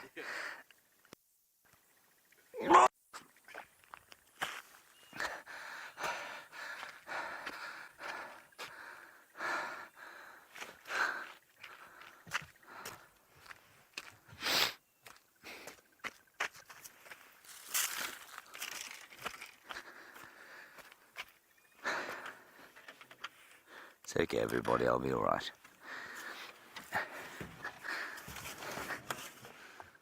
Oh, there's even a spot of blood. Disgusting.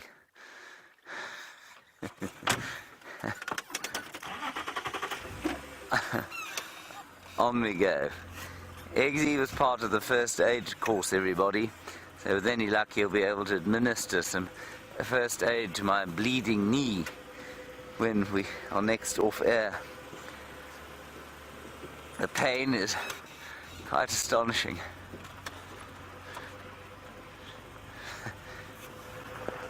The blood is much less impressive. There's a tiny little spot. Let's go across to Brent for an update while I deal with the exceptional pain from the leadwood tree.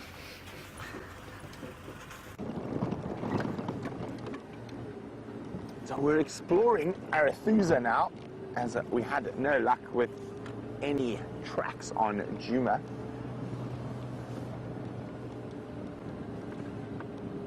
Oh, over the bump. So, we're looking for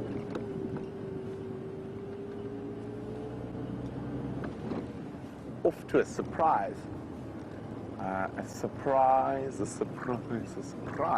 And I'm not saying what it is, but we shouldn't be too far away now. Standing by.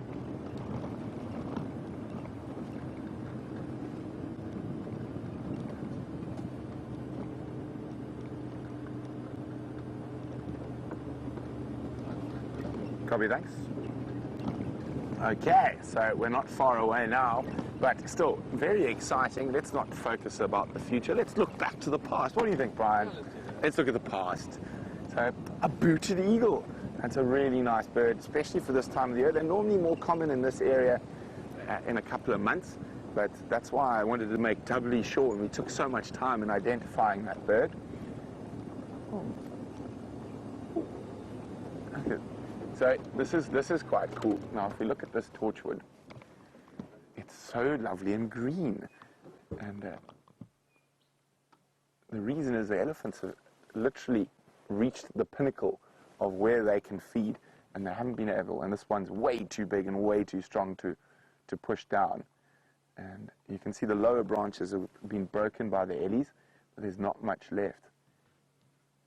It's one of the only really green trees we're getting at the moment is the balanites or torchwood, the green thorn.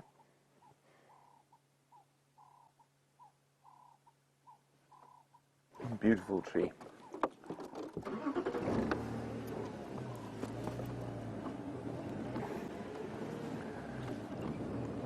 Copy, thanks. I'm on Central coming from the airstrip.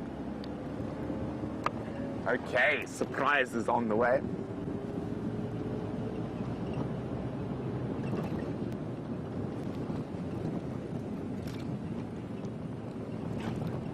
Copy, thanks very much. So, lots of, I'm sure, people wondering what are we racing to. Brian knows. Do you know Brian? I do know. Does Final Control know Brian? I don't think so. Oh no, Final Control doesn't know. We're being very secretive, the Killer Bees, this morning. Now, I know Final Control is going to be squirming as much as everyone at home to try to figure out what surprise we're on our way to.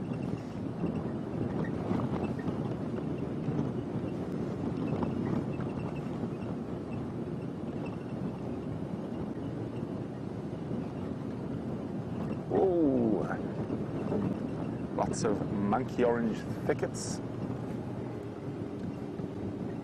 I think we're getting very close to our surprise.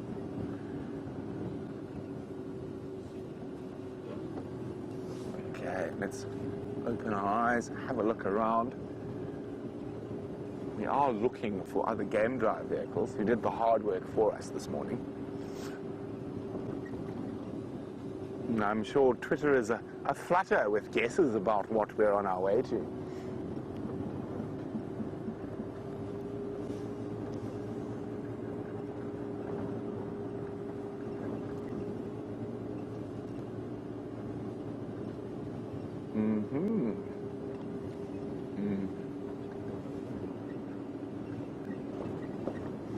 So, Safari thinks it's the Sticks. I wonder, is it the Sticks? Could it be the Sticks Pride?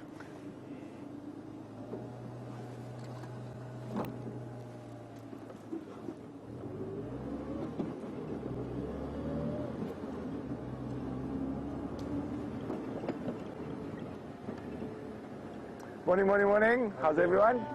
Good, thanks. Just down here. Yeah. Perfect. About 100 meters, so you'll check it's on your right hand side. Perfect. Thanks very much. Cheers. Okay, so we're about 100 meters away. And this is where the tracks go into the bush. So off we go, off the road.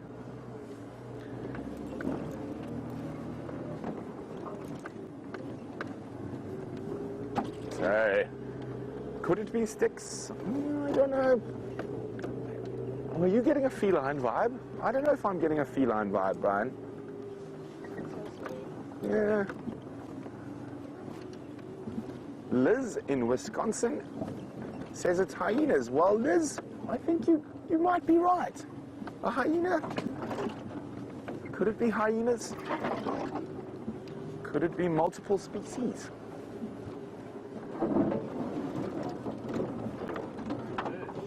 It could be a very rare bird.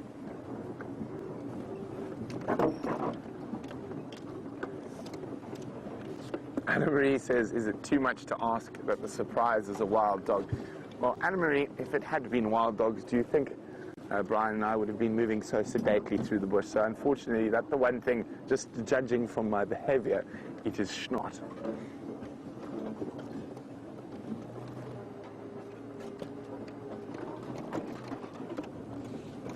Okay, we're here. I saw a flick of an ear in the bush. Now, Kyle says Arethusa and a surprise. It must be Anderson. Ah, well, we're about to find out.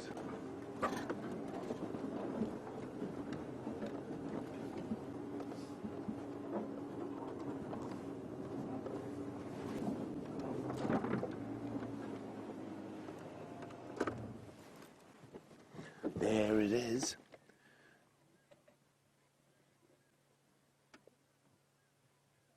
It is a a leopard. But now, which leopard is it, Brian? I don't know. I'm confused. All leopards look the same to me. So let's see who can figure out which leopard this is. And she's chewing on the remnants of a kill that was lost to hyenas a short time ago.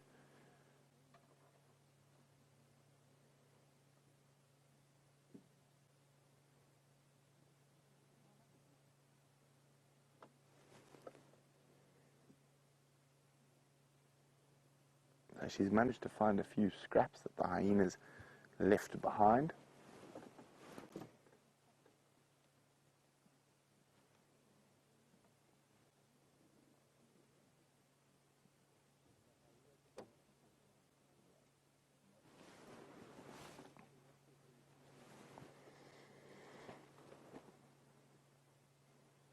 But it is a very pleasant surprise nonetheless.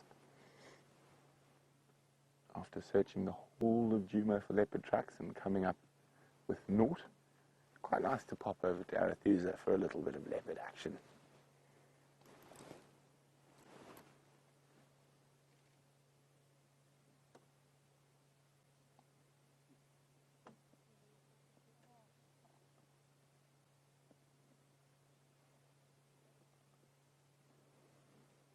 So it is not Salahesh. Oh, still waiting for an answer. Which leopard could this be?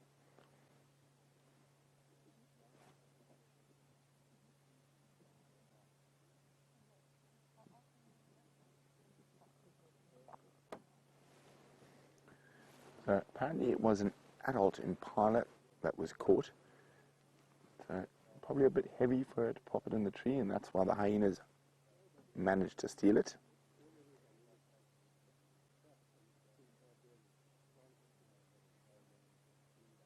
Honey, it is indeed Shadow, Karula's oldest daughter from her first litter. Now, Shadow that's quite a strange leopard, I would say. She exhibits very unusual behavior in the fact that with her last cub and this cub, she's been seen mating even while she's got a cub. The cub was seen alive a few days ago, but it's definitely not here now.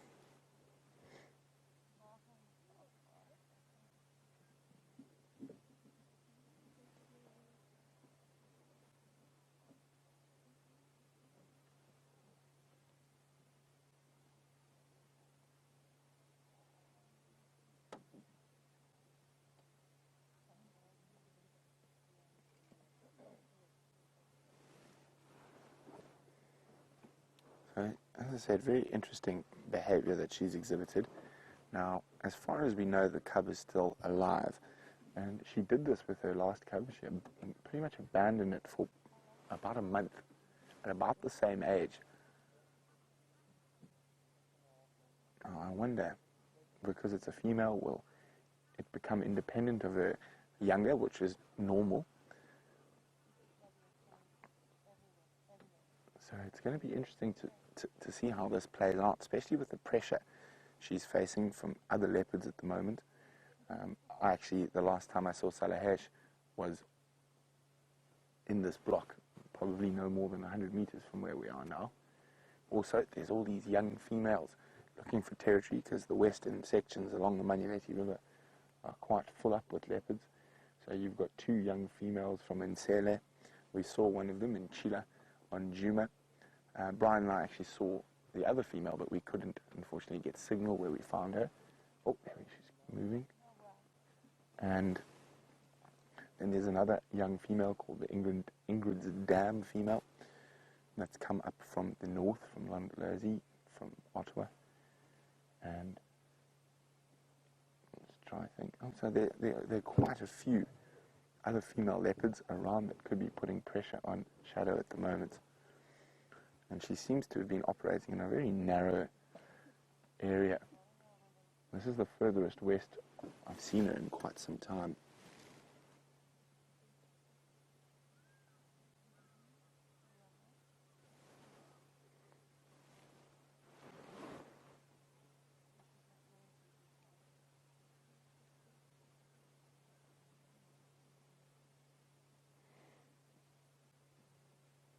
Janice is asking, did Shadow have an injury on her elbow? Well, Janice, not that I noticed.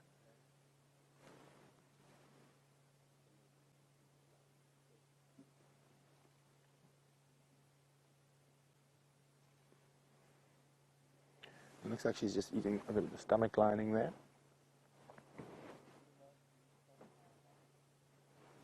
Geez, it doesn't look like she's enjoying it too much.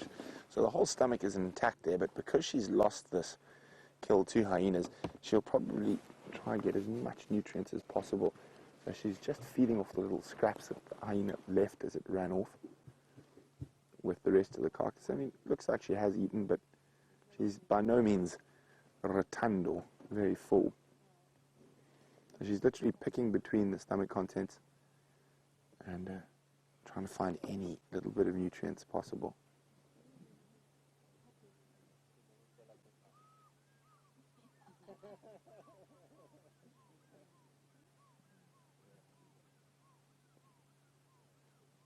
So from what I can see there, it looks like lower intestine she's feeding off at the moment.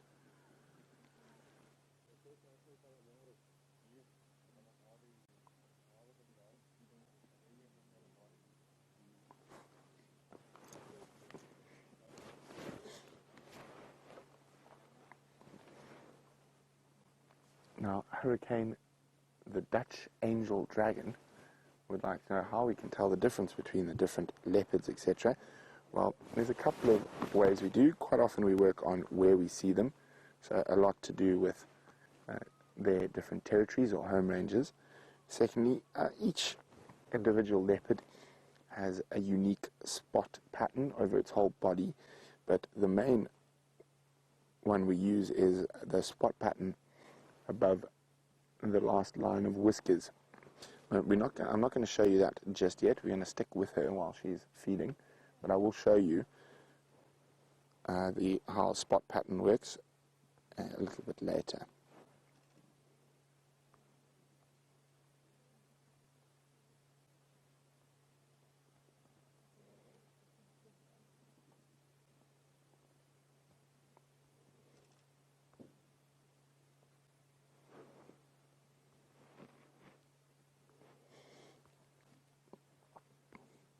Now, Shamsan is wondering, is Shadow the one who very rarely hoists her kill? Shamsan, you are spot on, and she does seem to lose a lot of her kills to hyenas.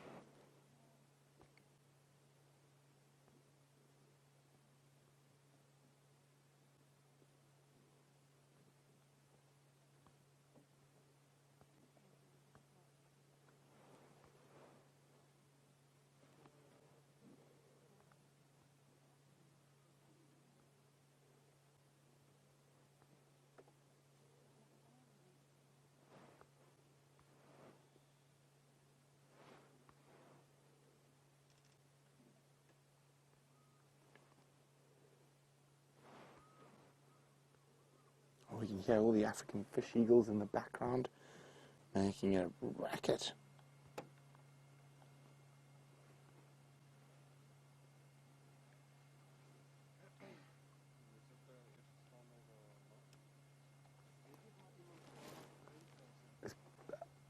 Sorry guys, it's Peter, I think, from Nkoro.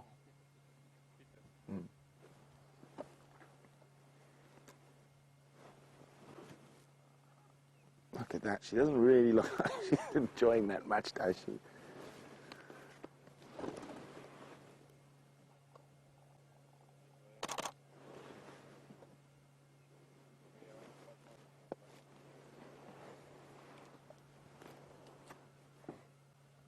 Now, between the different lineages of leopards you get, to expand on IDs, so if you have a look at Karula and Shadow and Tundi, they're very pale leopards, and if we take Nkanyeni, for example, she's a very dark leopard.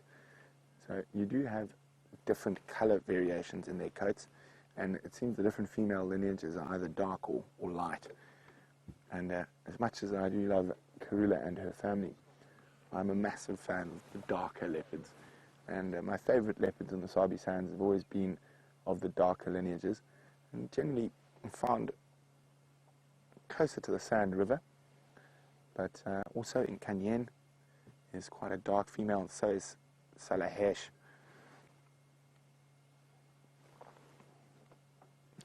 Shadow is a very pale leopard.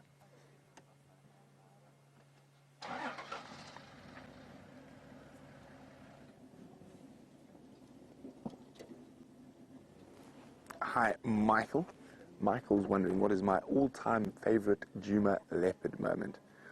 Oh, I think I've got a couple, Michael, and I think 3 of them are all with what was my favorite male leopard, but unfortunately he's departed our traverse area. He's gone down towards the Sand River, but it was with a male leopard called Konuma, and Brian, I think you were there for most of them. So we had him climb into a dead knobthorn, I mean not knobthorn, a dead leadwood tree, and nearly fall out of it a couple of times, and incredible, we had an incredible sighting of him way up in that tree. And then also with him, we watched him literally for no reason sneak up to a buffalo who was sleeping in a waterhole and smack it on the bottom, and then climb up a tree and then hiss at the buffalo. So that was pretty special. I'm just going to move quickly. And then again, when he was feeding off a baboon, I had a fight with a hyena.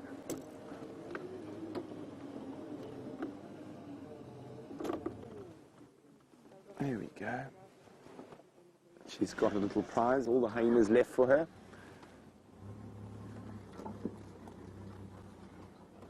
And she's on the move now. Let's see where she's off to.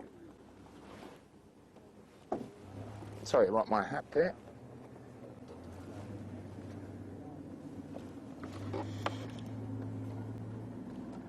She might go towards that big termite mound. Let's see where she went. So while we keep up with Shadow through the monkey orange thickets, let's go see how Commander Bond has been doing.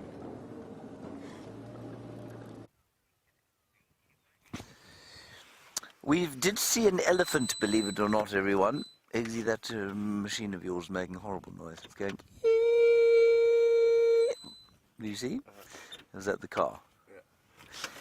Yeah.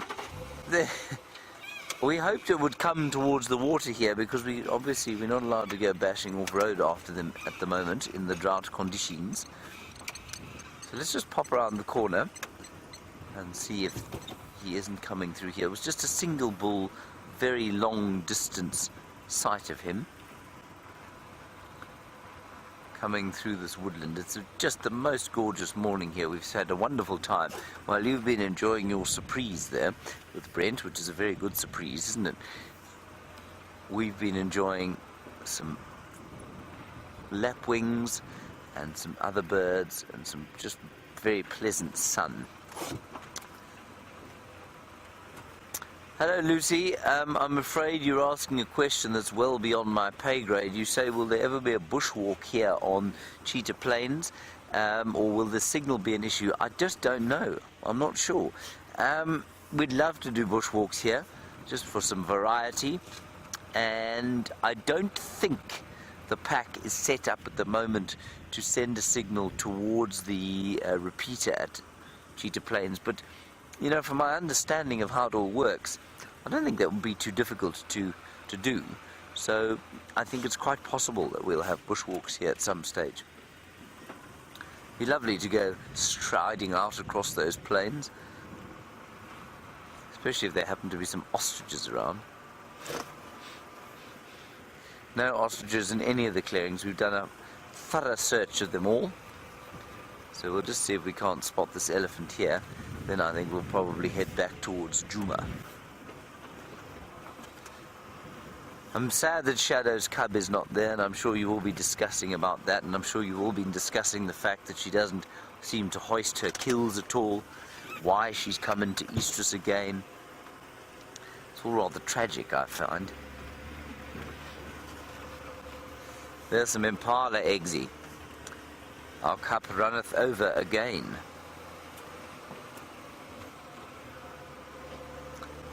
The elephant might pop out here. But let's go and enjoy the impala for a second, and then we'll go back. I'm very upset that none of you have asked how my injury is.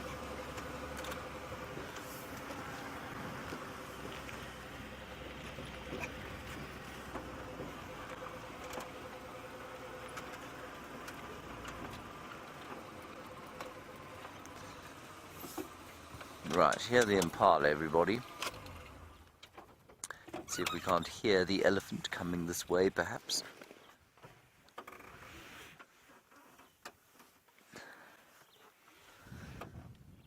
Ah, it's just so nice here. There's a strangely cold breeze blowing out of the north, but that's okay. We're wrapped up nice and warm. We have the sun at our backs. But you can see how the light has gone immediately from that gold colour to a fairly pale white. That's normal for this time of the year, but it also means that there's very little up in the atmosphere. See if you can see which females are about to give birth in November. Some of them fatter than the others, but all in pretty good condition. And I fear me that my dire predictions of this dry drought season have been all but put to flight.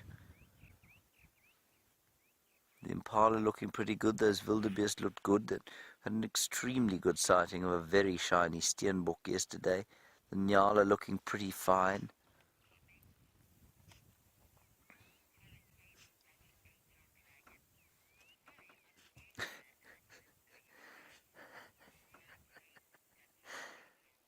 Right, hello. A new viewer, Hurricane the Dutch Angel Dragon. Hello, Hurricane the Dutch Angel Dragon. You say you're new here and you didn't know I was hurt.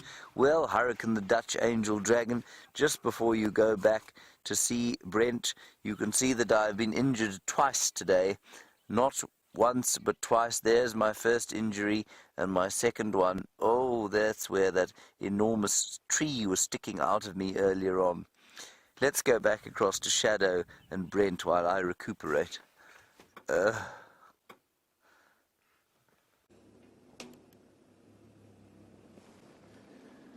we're still sitting. We managed to get round. She just keeps, unfortunately, popping her head behind the one stick that's in the way.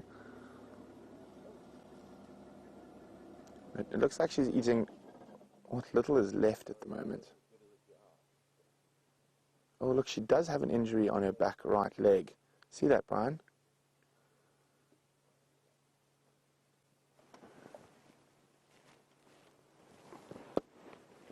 She might be going back to where the remnants of that kill were to search for more scraps.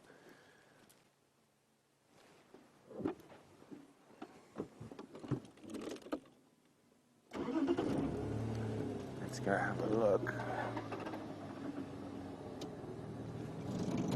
Are we behind us there, Brian? Should we go back or forward?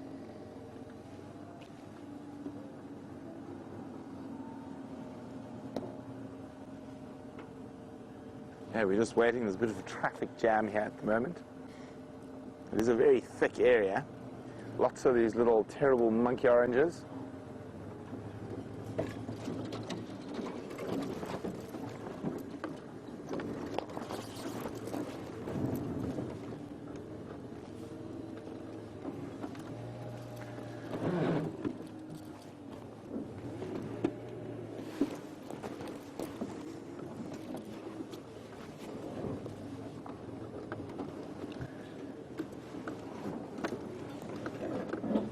Now, these little monkey oranges are a product of a very wet 10 years. And hopefully, while it's very dry, the elephants and other creatures will even them out a little bit. Shots if you get a window through the thicket there, Brian.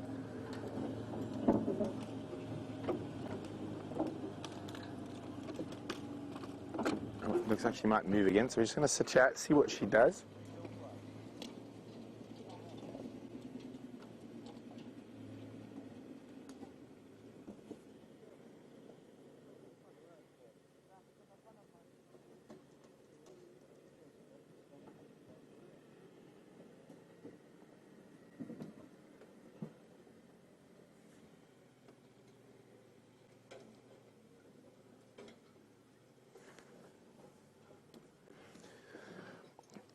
Hi, Di. As I said earlier, the last time Shadow's cub was seen was about 2 or 3 days ago. But I haven't heard any updates on the cub in the last 24 hours.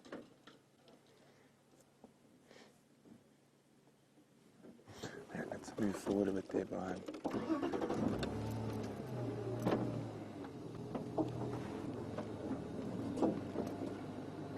We can actually see that injury. I'm quite interested to have a look at it. You see it, Brian? On her back right leg. I'm just going to get a picture so you can have a look. Almost. Oh, of course she moves. Now, it doesn't seem to be affecting her movement in any way. Oh, next little scrap. No, we can't see it now.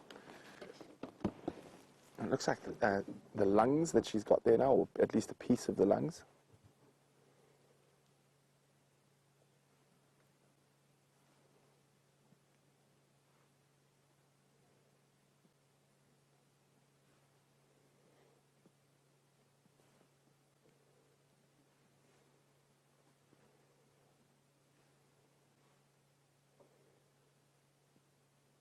Now, we often find shadow and Karula in these monkey orange thickets. It is one of their favourite areas to hunt. Now, being quite small leopards, they tend to focus a lot more on steenbok and duiker, but because of the drought, they've been catching a lot of adult impala. Now, of course, a lot of the herbivores are in a weakened state at the moment, so it has made them easier for the smaller leopards to focus on larger prey. But there is a bit of a negative sometimes to catching bigger prey, is that it's too heavy for them to hoist.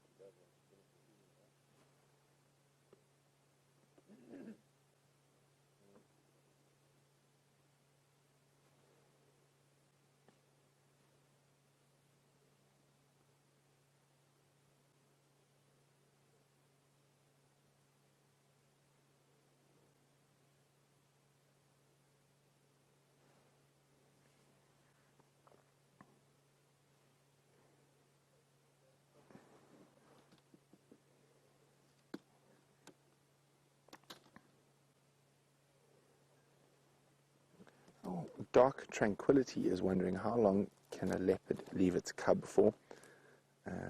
Well, it depends on the age of the cub.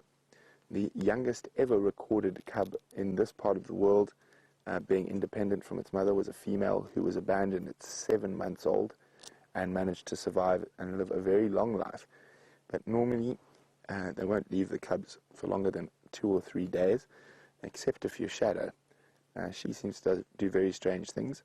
So she left her last cub, Sindile, for nearly a month before she returned to him, and she was mating in that month. Now, she was seen mating with Tingana not that long ago. So, very, very interesting to see whether she returns. Now, this cub is still 6 months old, and there is always a possibility if it's abandoned it might survive.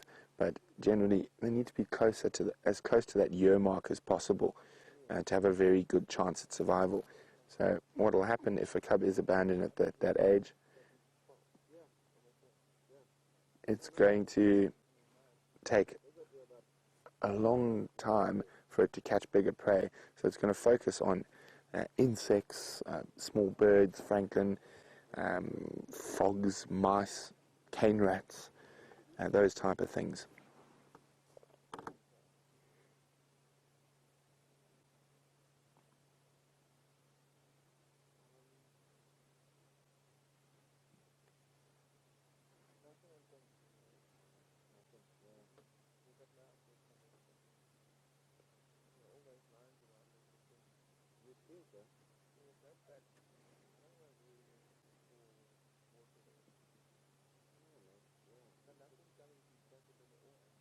Okay, well, I'm just going to wait to see what she does. It's not the most wonderful view, but that's the view we've got at the moment. Even if we moved around to the other side, she'd be completely obscured by the little bush willow.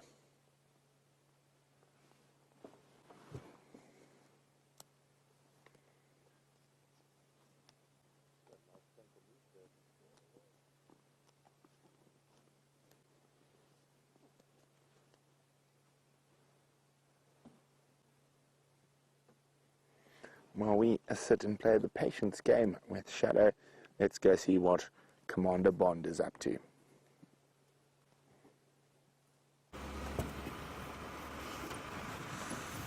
We are just driving through Cheetah Plains at the moment, and what I would like you to note as we sort of drift the camera from side to side, that's a hint, Eggsy, there we go, well done, is the complete lack of anything to eat here for animals, which is giving rise to a lack of animals at the moment. But just the colour I find absolutely astonishing. Grey and copper. It's beautiful. It's also a very good place for Nkanyeni the leopard to hide. Oh dear. I think we got a problem here, Eggsy. We got a small wood problem here. This tree is falling to pieces. Now this, I don't believe, was the function of elephants, everybody. This was caused by the wind that we had the other day, where there was that dust storm. And it's, well, I suppose it was originally caused by elephants. Eggsy, if you put the camera on the actual tree there, you'll see that elephants took it apart. They obviously took a bit of the bark off some time back, and that eventually exposed it to various wood borers and funguses, and it's rotted the tree away, and now when the big wind came, it obviously topped one of the big limbs off, and that big limb has smashed here, and I am now removing it. We will not be able to continue in the route we will go.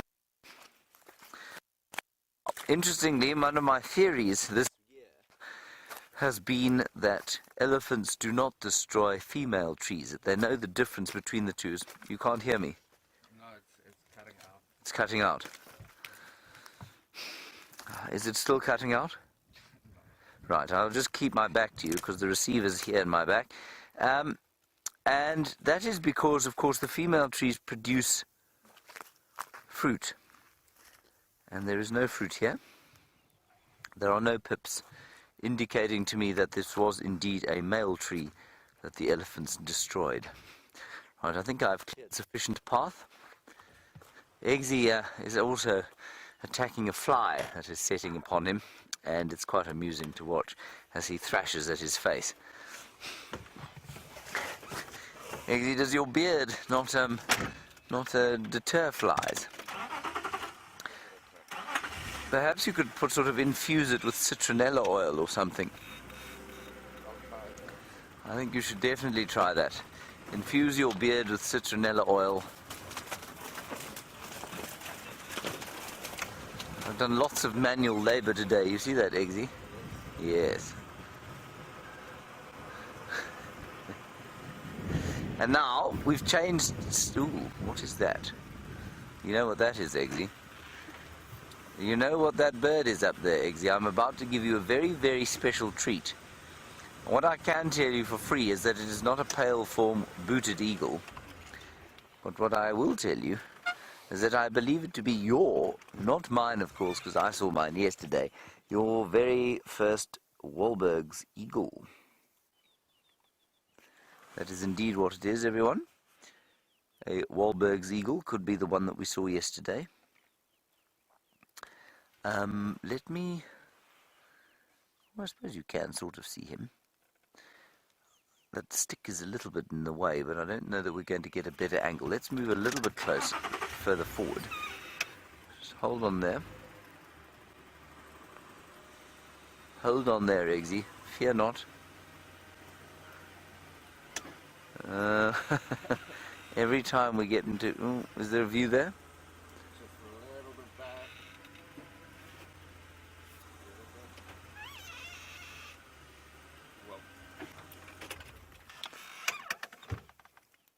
Ah, perfect. Now, you can see it's got a little crest at the back of the head. Very slight. You can see it was a little bit mottled, but it's all uniform colour on the back, so definitely not a tawny. It's got a thin tail, you can see, and once you've seen a few Wahlberg's eagles, well, you can't really confuse them, like I did the other day. Right, Eggsy? Are you pleased? Do you feel that your life is complete? That you can go to the grave happy and safe in the knowledge that you've seen a Wahlberg's eagle? Okay, good, yes. So you can add that to your list, which is now what? Chicken, hornbill, ostrich. No, you haven't got ostrich yet. Wahlberg's eagle, and let us not forget lilac-breasted roller. Yes, good. 4. And the green pigeon, yes. 5.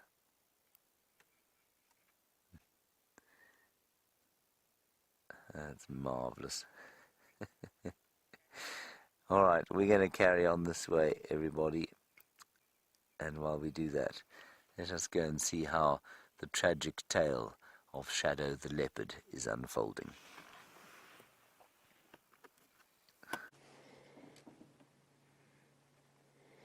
Well, she's definitely making the most out of the remnants of that carcass.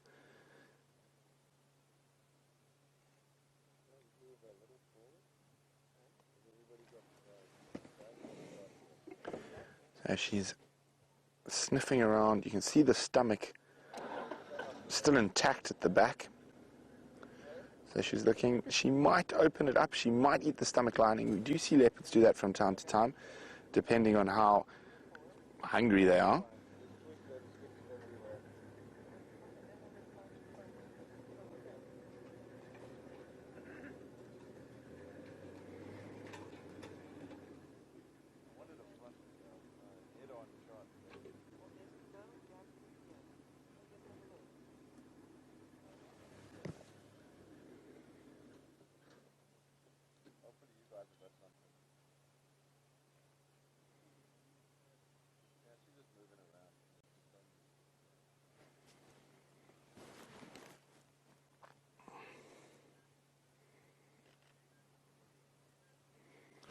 My budgie is wondering, do leopards eat the bones of what they kill?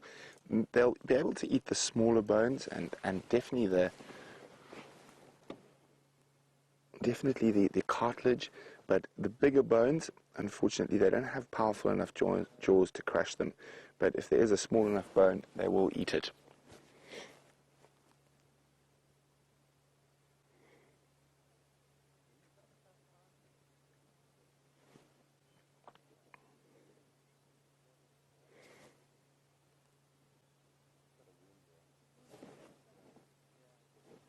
So maybe we'll be able to see that injury. It doesn't seem to be affecting it. It almost looks like a rub injury, like she's fallen out of a tree or something.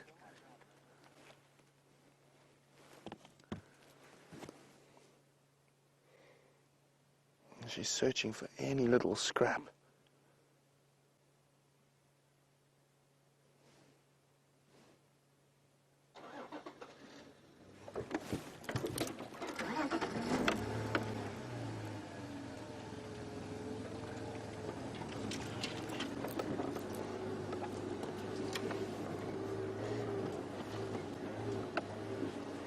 I'm going to try keep with her as she moves. I'm hoping she's going to head to a nice big termite mound, or even maybe down towards Arethusa for a drink of water.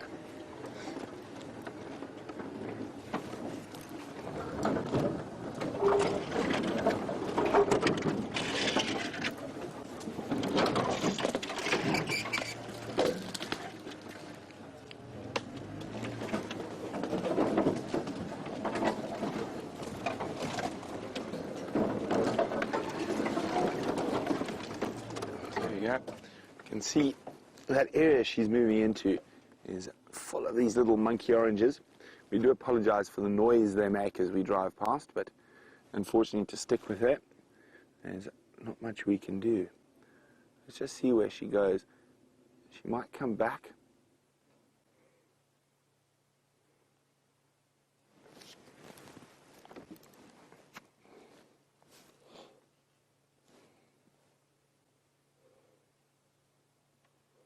I think where she's sniffing now is where the hyena dragged that carcass off. I think I can just make out a drag mark there.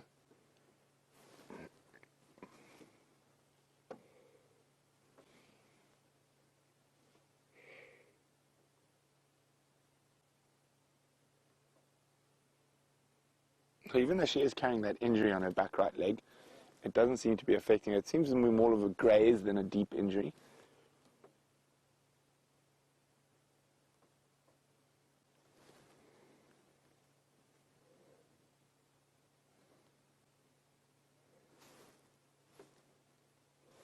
Let's see where she goes. I'm definitely going to try to stick with her. But she is heading into some thickets now. So while we keep on the tail of Shadow, let's go see how James is doing.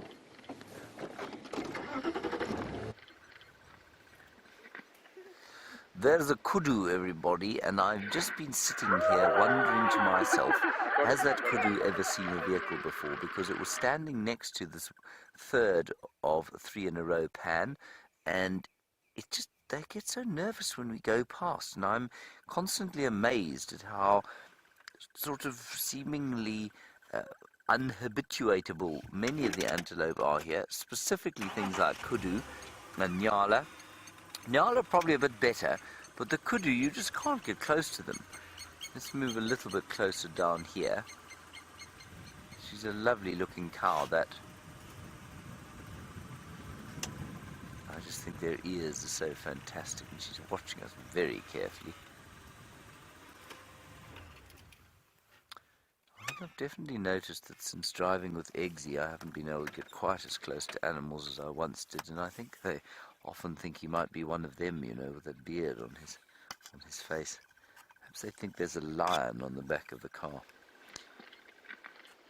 And you can hear the wonderful call there of the crested barbet. Isn't that nice? Such a comforting sound. I can't see the bird. He's bright orange and red and yellow and black and white, and yet I still cannot see him somewhere in the tree just above us.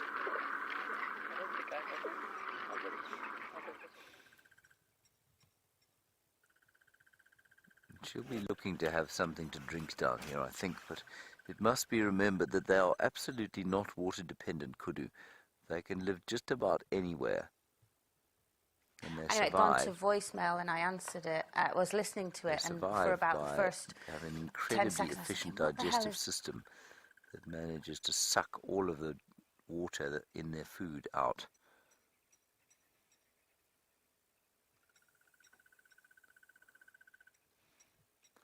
Then there's a whole lot more of them, and I think she's not actually looking at us. What she's looking at is a wildebeest who's behind us, a bull who's perhaps been left behind that herd. There he is over there.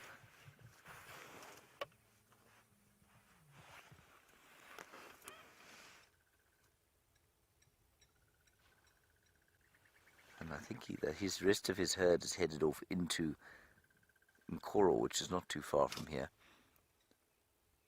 In fact, we were really very, very close to this exact point when we saw the rest of the herd this morning. A wonderful, wonderful wildebeest sighting. And this chap is sort of a bit confused. I feel this whole sort of sighting is slightly confused. The wildebeest staring at us. We're staring at the kudu staring at the wildebeest, everybody wondering what on earth is going on. So while I figure that out, let us go and find out the sort of day-to-day hair care that a leopard might take over herself.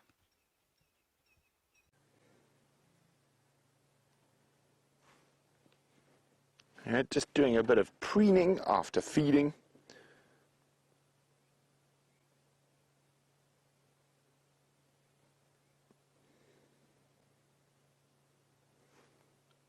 Very interesting to see where she moves to from here. I wonder if she's heading back towards the cub. Somehow, with Shadow, I'm not that confident she is, unfortunately.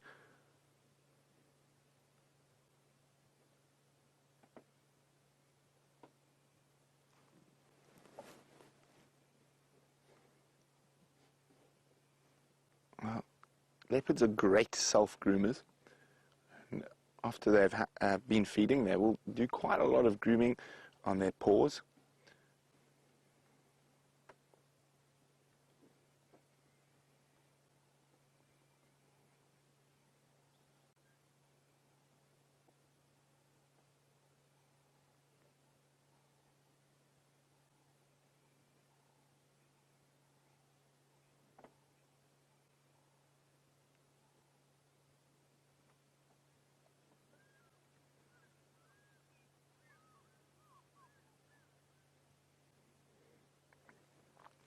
Now, Suspicious Primate is wondering, where are all the vultures?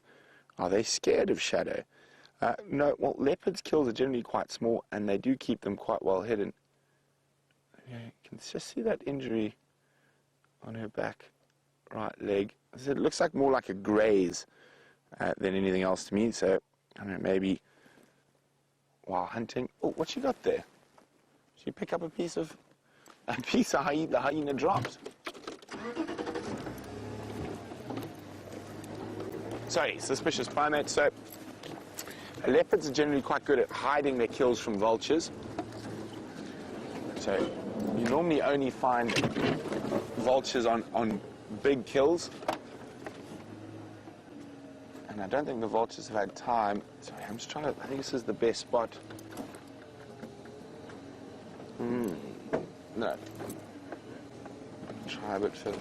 I think that's, unfortunately she's chosen the one bush to get behind. There we go. She just picked up a little scrap that fell off the carcass as the hyena was running away from it, running away with it. Doesn't look too appetizing. Okay, if she's going to lie down and eat, I'm going to leave.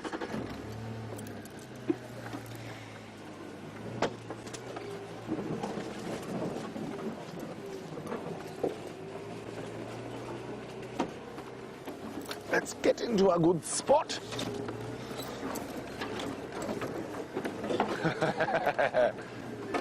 Murphy's Law. Looks like there's another bush this side.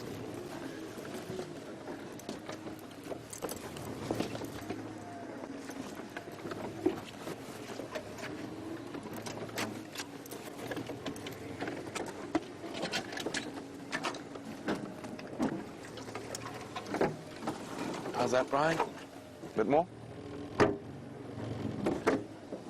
Oh, of course, we've arrived as she swallows the last bit of that morsel.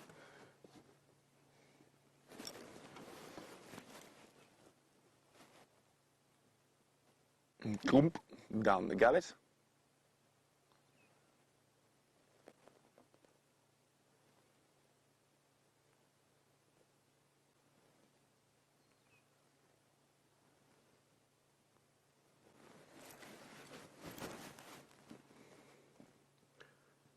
Actually, just make out the drag mark in the ground where she's smelling there. See it there, Brian? That line in the sand. There it is. So this is the route the hyena disappeared with her carcass.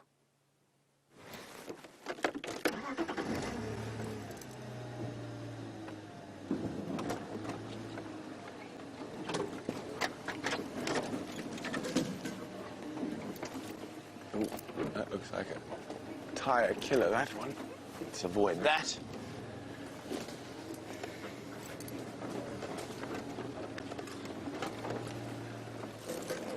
She's fairly zigzagging through these thickets. Now she looks like she's heading back to where she came from.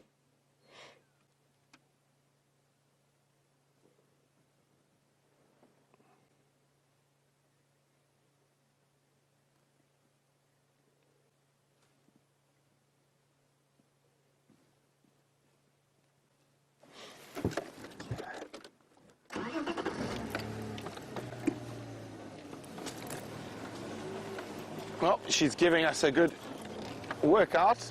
Up, down, around.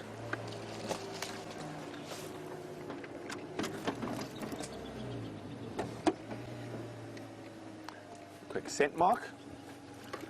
And she's been spotted by a squirrel. Chit, chit, chit, chit, chit, chit, chit, chit.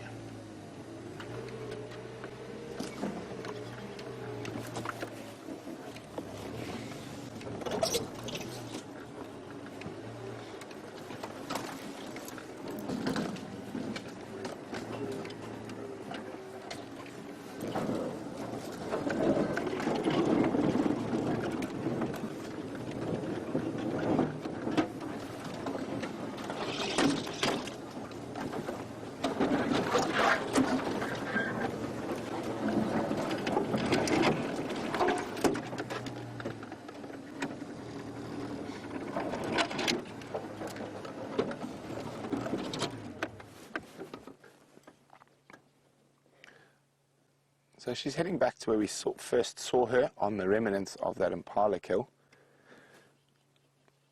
Maybe she's decided that even though the stomach's not too pleasant, she's hungry enough.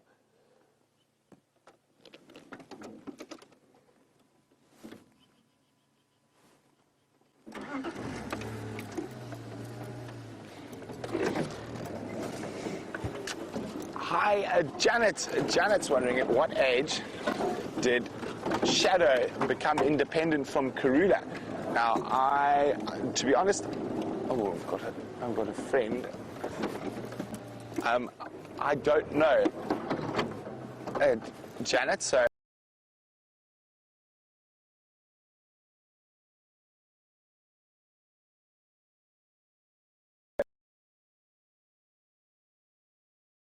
If anyone out there does know what age Shadow became independent, I would love to know that information.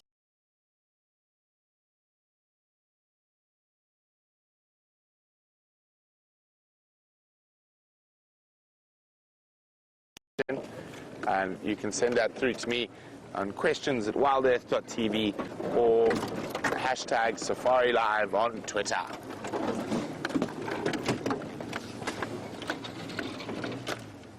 So she's back sniffing around where she lost the kill.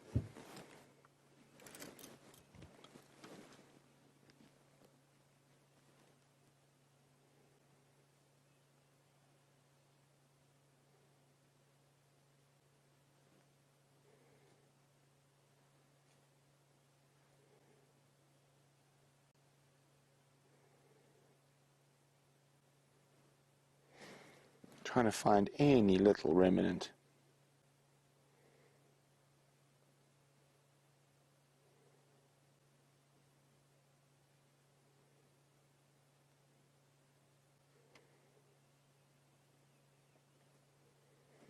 Sniff, sniff, sniff, sniffy.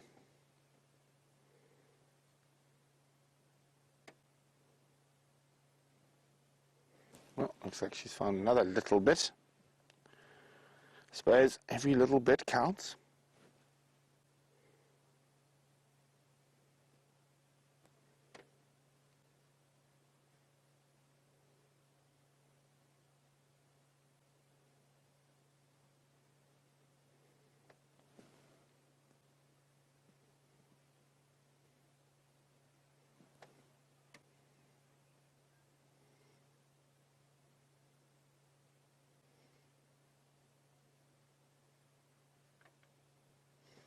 He keeps looking up and around, and she's hoping there's going to be more of the carcass left. So that's where it was. Just going to stand by here, see if she moves on, or oh, she's found another little, tiny little bit. Let's try and get another view.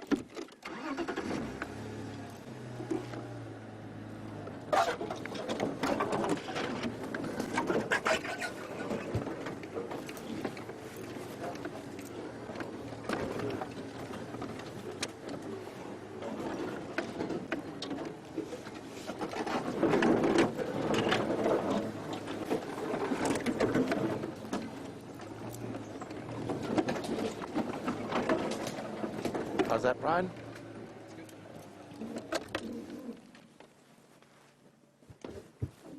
Yeah, it sounds like there's a bit of bone in there still. Yeah, you can see it's a small enough bone that she's trying to crack it open.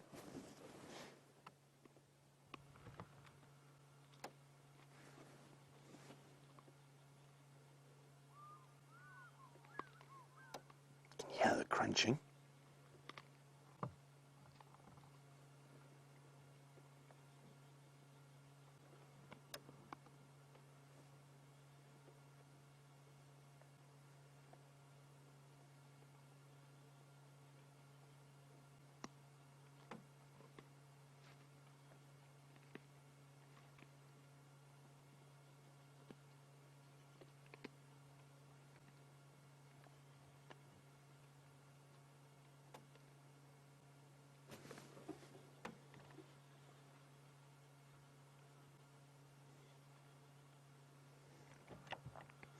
Now, Jason's asked a very good question. Why do we use the smallest dots, it seems, on a leopard's body to identify them? Well, Jason, it's the easiest and most unique, and it stands out separate from a lot of the other spot patterns.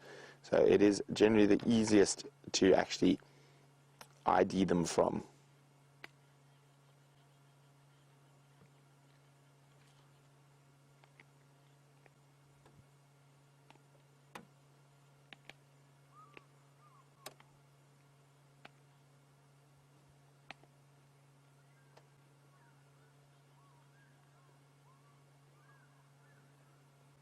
Now she really is making the most of this, and every little bit she is munching away on.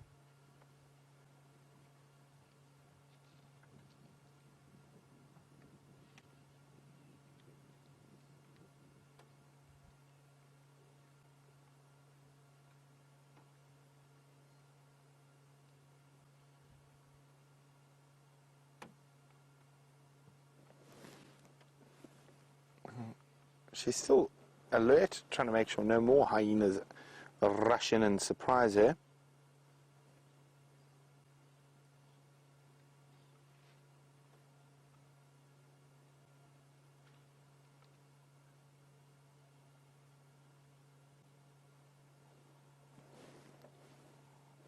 Still haven't managed to get the best view of that injury. I don't think it's too serious, though. Wonder how she got it, though. That is always a mystery, unless we're actually right there when something like that happens.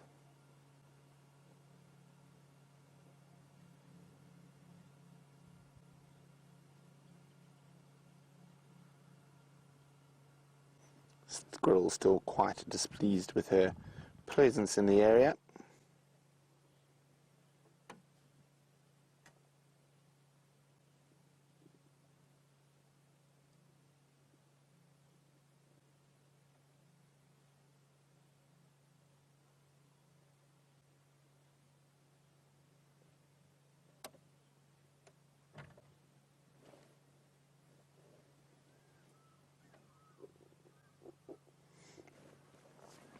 So Eileen says she became independent in 2008. So if we go backwards from there, thanks very much for that, Eileen in Texas, 2008.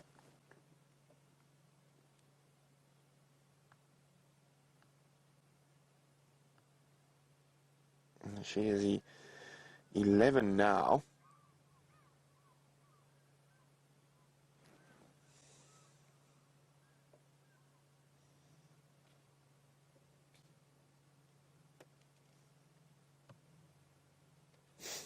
Tiny scrap.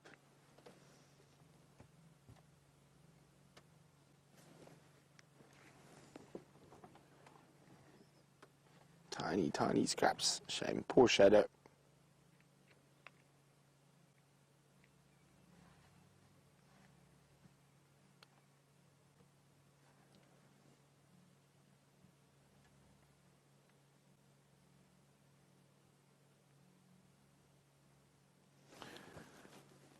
So if she's 11, I mean, she became completely independent at about 3, which is very old for a female leopard.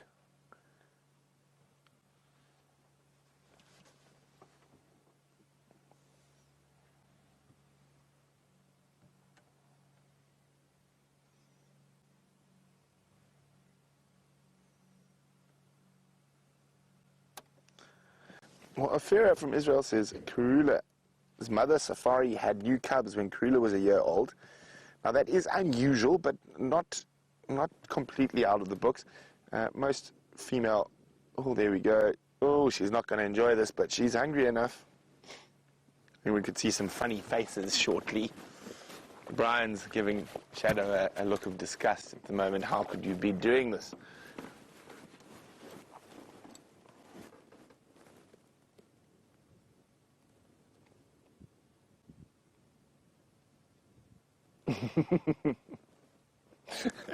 It really doesn't look like she's enjoying that.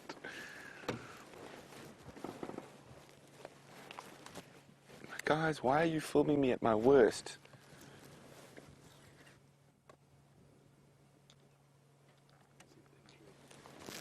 There we go, you can see. Oh, yeah, I mean, I'm going to try to get a photograph, a close-up of that injury she's carrying when I get the opportunity. Can you see through her Achilles tendon there? A little bit, I think. She doesn't seem to be hampered by movement, but maybe that injury is a bit more serious than we thought. Now, as I said, she is under pressure from quite a lot of other females. So it could have been from a fight with one of them. Maybe that's why she's looking around so much. Not only for hyenas, but in case Salahesh or one of the other young females makes an appearance.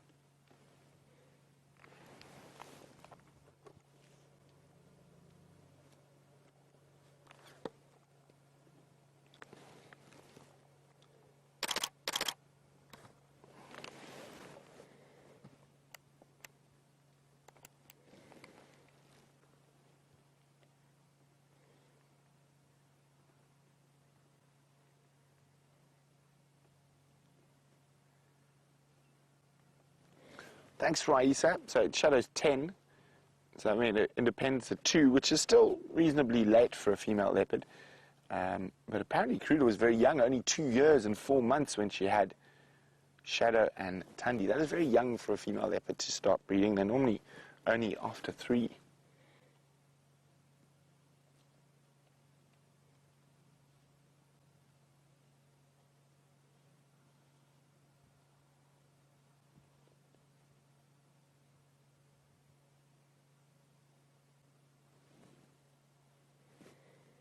She's very, very, very conscious. She's always looking up and around. I'm hoping she's going to give us a view of that injury again. I'd like to have a closer look. Oh, there we go. I can smell that stomach entrails now. You can just make it out through there.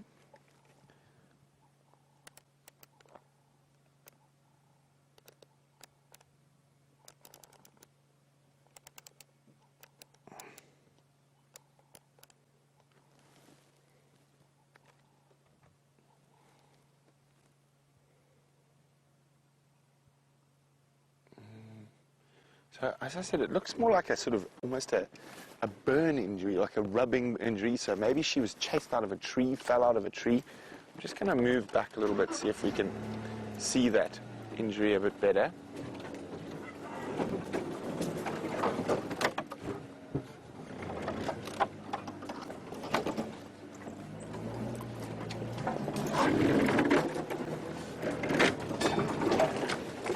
There we go. Let's have a look. You got it there, Brian?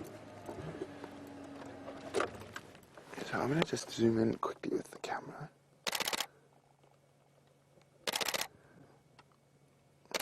It could be a... It does look... but it looks like it's not that fresh. It looks like it's healing quite well. I'm just going to go a bit further back to see, because that injury extends higher as well.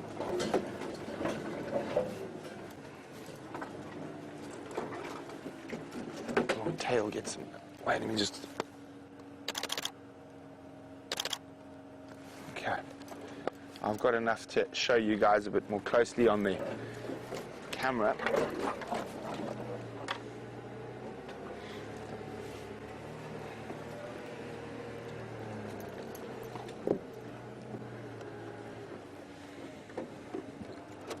There. Oh my God, have I rolled too far? Just too far.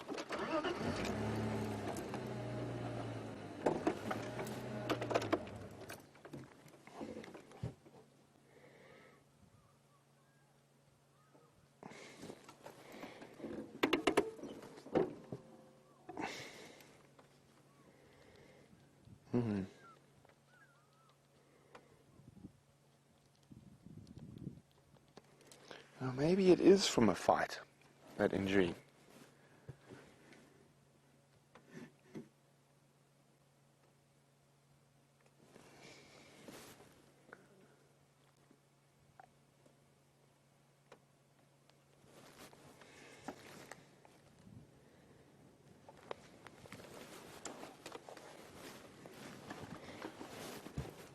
Okay, so if we have a look on the back of the camera, I'm going to try to use my head for shade. Can you still see it, Brian?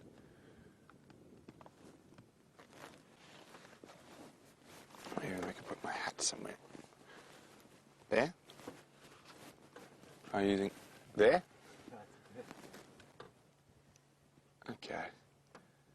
So it's quite a clean cut. It looks like it's not fresh. It's quite old. And it's already started to heal. Could be from a claw or from a tooth.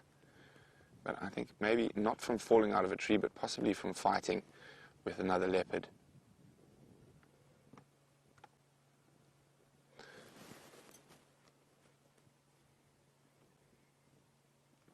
So we're going to stick here, see what happens with Shadow as she feeds on the scraps. While we do that, let's go see how James is doing.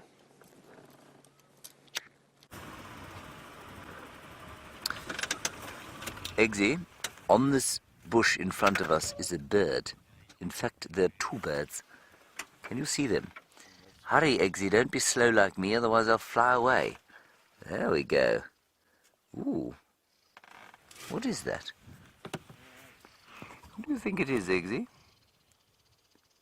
That's a butterfly. No, it's a leaf. It's not a bird. It's not a bird, everybody. It's a leaf. But there's a rattling testicular on the thorn bush beyond, Eggsy. Can you see the little white bird there? Now it's flown away. Oh dear. Okay, let's go a little bit forward. There's a nice bird party going on here. I was just commiserating, of course, with Shadow, as she and I have quite a lot in common now that we both have an injury on our legs. Rebecca did describe the one in the following biological terms. This is Shadow's injury as, ooh, that's so gross. So I think it's probably substantially worse than mine.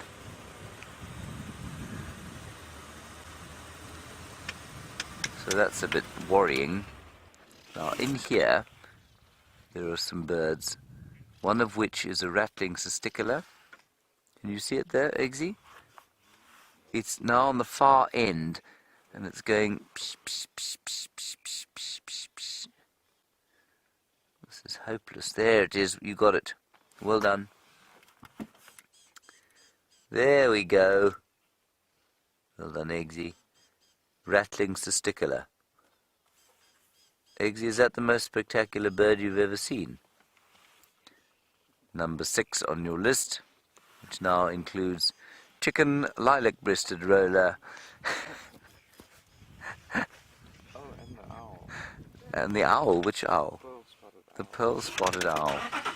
Good. Just as long as we don't forget the chicken, because that's the amusing one.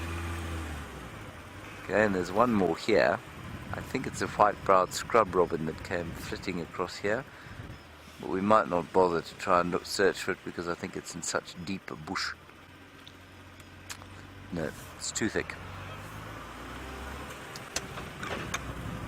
We saw some more zebra on our way back from the bushes, at least from Cheetah Plains, and we also saw 2 elephants, but unfortunately we lost signal where we saw them, so we couldn't view them with you. Sorry about that. It's our fervent hope to find a few more before the end of the drive, which is not too far in the future. A bit worried about old Shadow. I was making slightly light of the tragedies of her life, but really, she doesn't seem to have had much of an easy time of it.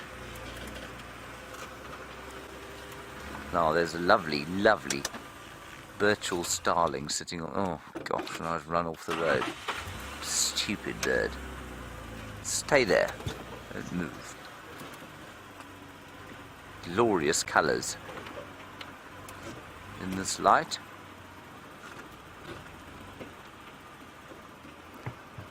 There we are, Eggsy. That is the Birchall starling. You can just see it's cleaning its beak.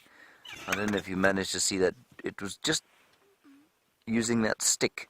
There. Look at that. Isn't that cool? In the background, a fish eagle calling. Now, I think they do that also to sharpen the beak, you know. I don't think it's only cleaning. I think there's quite a lot in the way of sharpening that goes on there. Well done, Eggsy. Only 1 or 2 people have seasickness now. but only those with the most sensitive stomachs. Looking for ants and termites.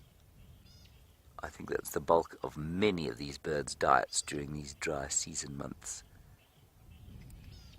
Oh, but he's lovely. And look at him shining in the sun.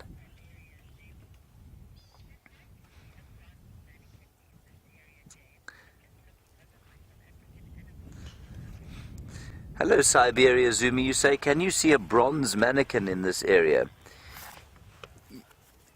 You can see a bronze mannequin. I'll just show all of you what a mannequin looks like. It's a very special little bird, just because they're quite sweet, really. They live in a little flock, or they're sort of finches, tiny little finches, and they live in flocks. And in theory, you can see them here, and I used to see them once every so often at Londolozi, I think because it was a bit wetter. But there they are, the bronze mannequin. He's that one there. You see him here.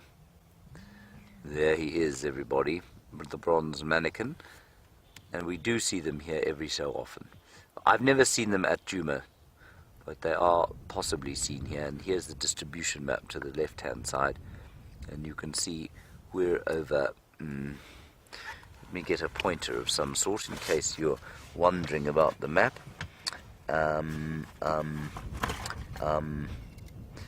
don't really have a pointer in the car. You'll have to make do with my fat finger. In the middle of where my fat finger is round about where we are. So it definitely does occur here, Siberia, but I haven't seen one here. There we are. Okay, let's carry on.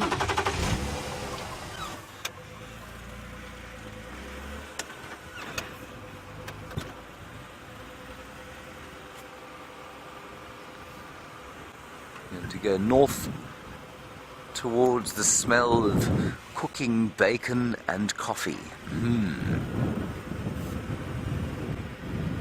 Now those two cheetah, which we were hoping would go into plains, have now gone onto Torchwood from Coral. Dark Tranquility, you're wondering if Eggsy's real name is in fact Egbert. No, his real name is Alexander. You can see exactly why it's called Eggsy then, can't you?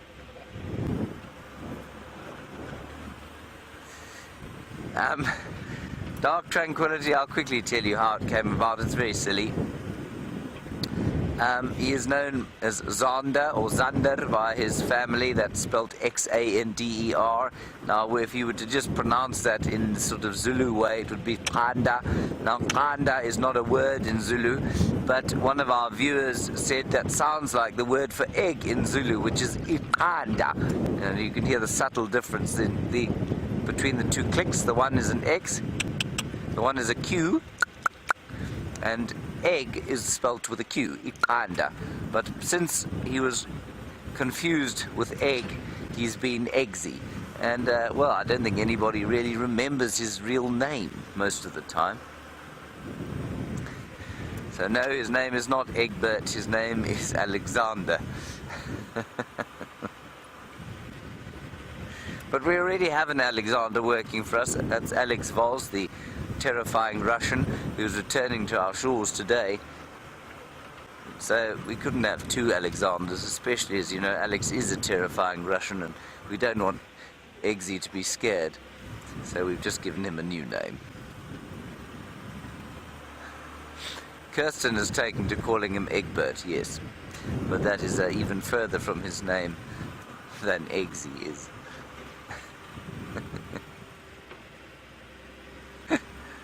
Marvellous.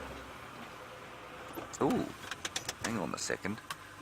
I have stopped at this tree before, but I think it might be a new one. If any of you are keeping a tree list, some of you won't have this. I think this is the only example of what we call the governor's plum here on Djuma that I've seen. I think this is Flacotia indica, the governor's plum. Time will tell when it produces fruits, which I think are quite pleasant to eat. It's so nice when this happens and you drive past on a road that you've driven hundreds of times before, and there suddenly something you've never seen appears. Well, Hardly just appeared though, has it, Eggsy? I've just not noticed it before. Very nice.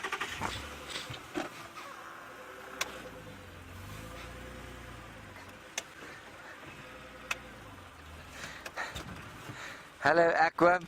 Yes, very good point. You say you don't know how it is that Brian and Brent don't sleep without pajamas, or do sleep without pajamas, because you're much too afraid of earthquakes to sleep without pajamas. Well, exactly, and in this place, well, it might not be earthquakes, it could be marauding elephants coming through the camp, or a hyena that happens to be trying to steal the dustbin. You might have to rush out of your house and shout at it, and nobody wants to see you in your birthday suit doing that. Now, on that note, I'm going to bid you a quick and fond farewell. We're going to spend the last few minutes of the drive with Shadow. I'll see you this afternoon at 3 o'clock. Thanks for coming to Cheetah Plains with us, and thank you, Eggsy, for your efforts. We'll see you later, everybody. Bye-bye.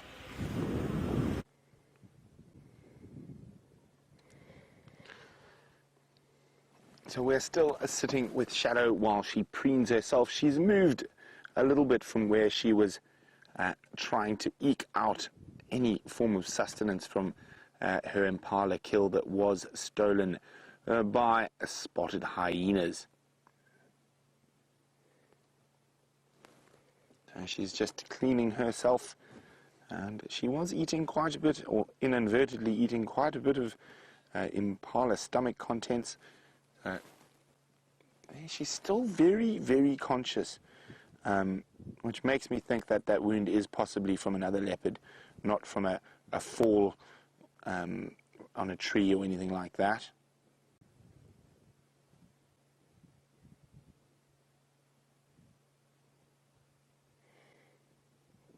Susan says, could that injury be from a warthog?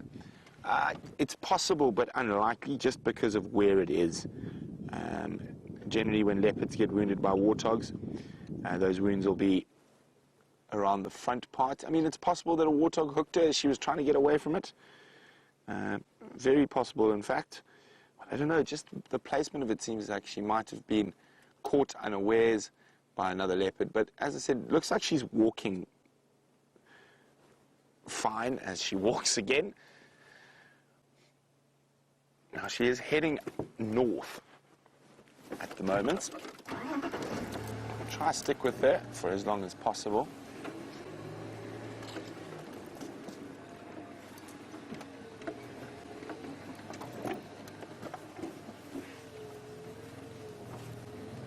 So June says, how long do we do this? I'm at the office and this has become my daily routine. We do it for 6 hours a day, Jude, from 6 a.m.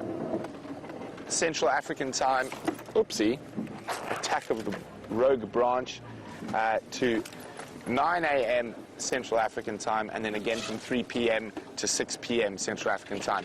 But we're about to close down. I'm just going to try and get us one last lovely view of Shadow. I think she's going to give us a behind view.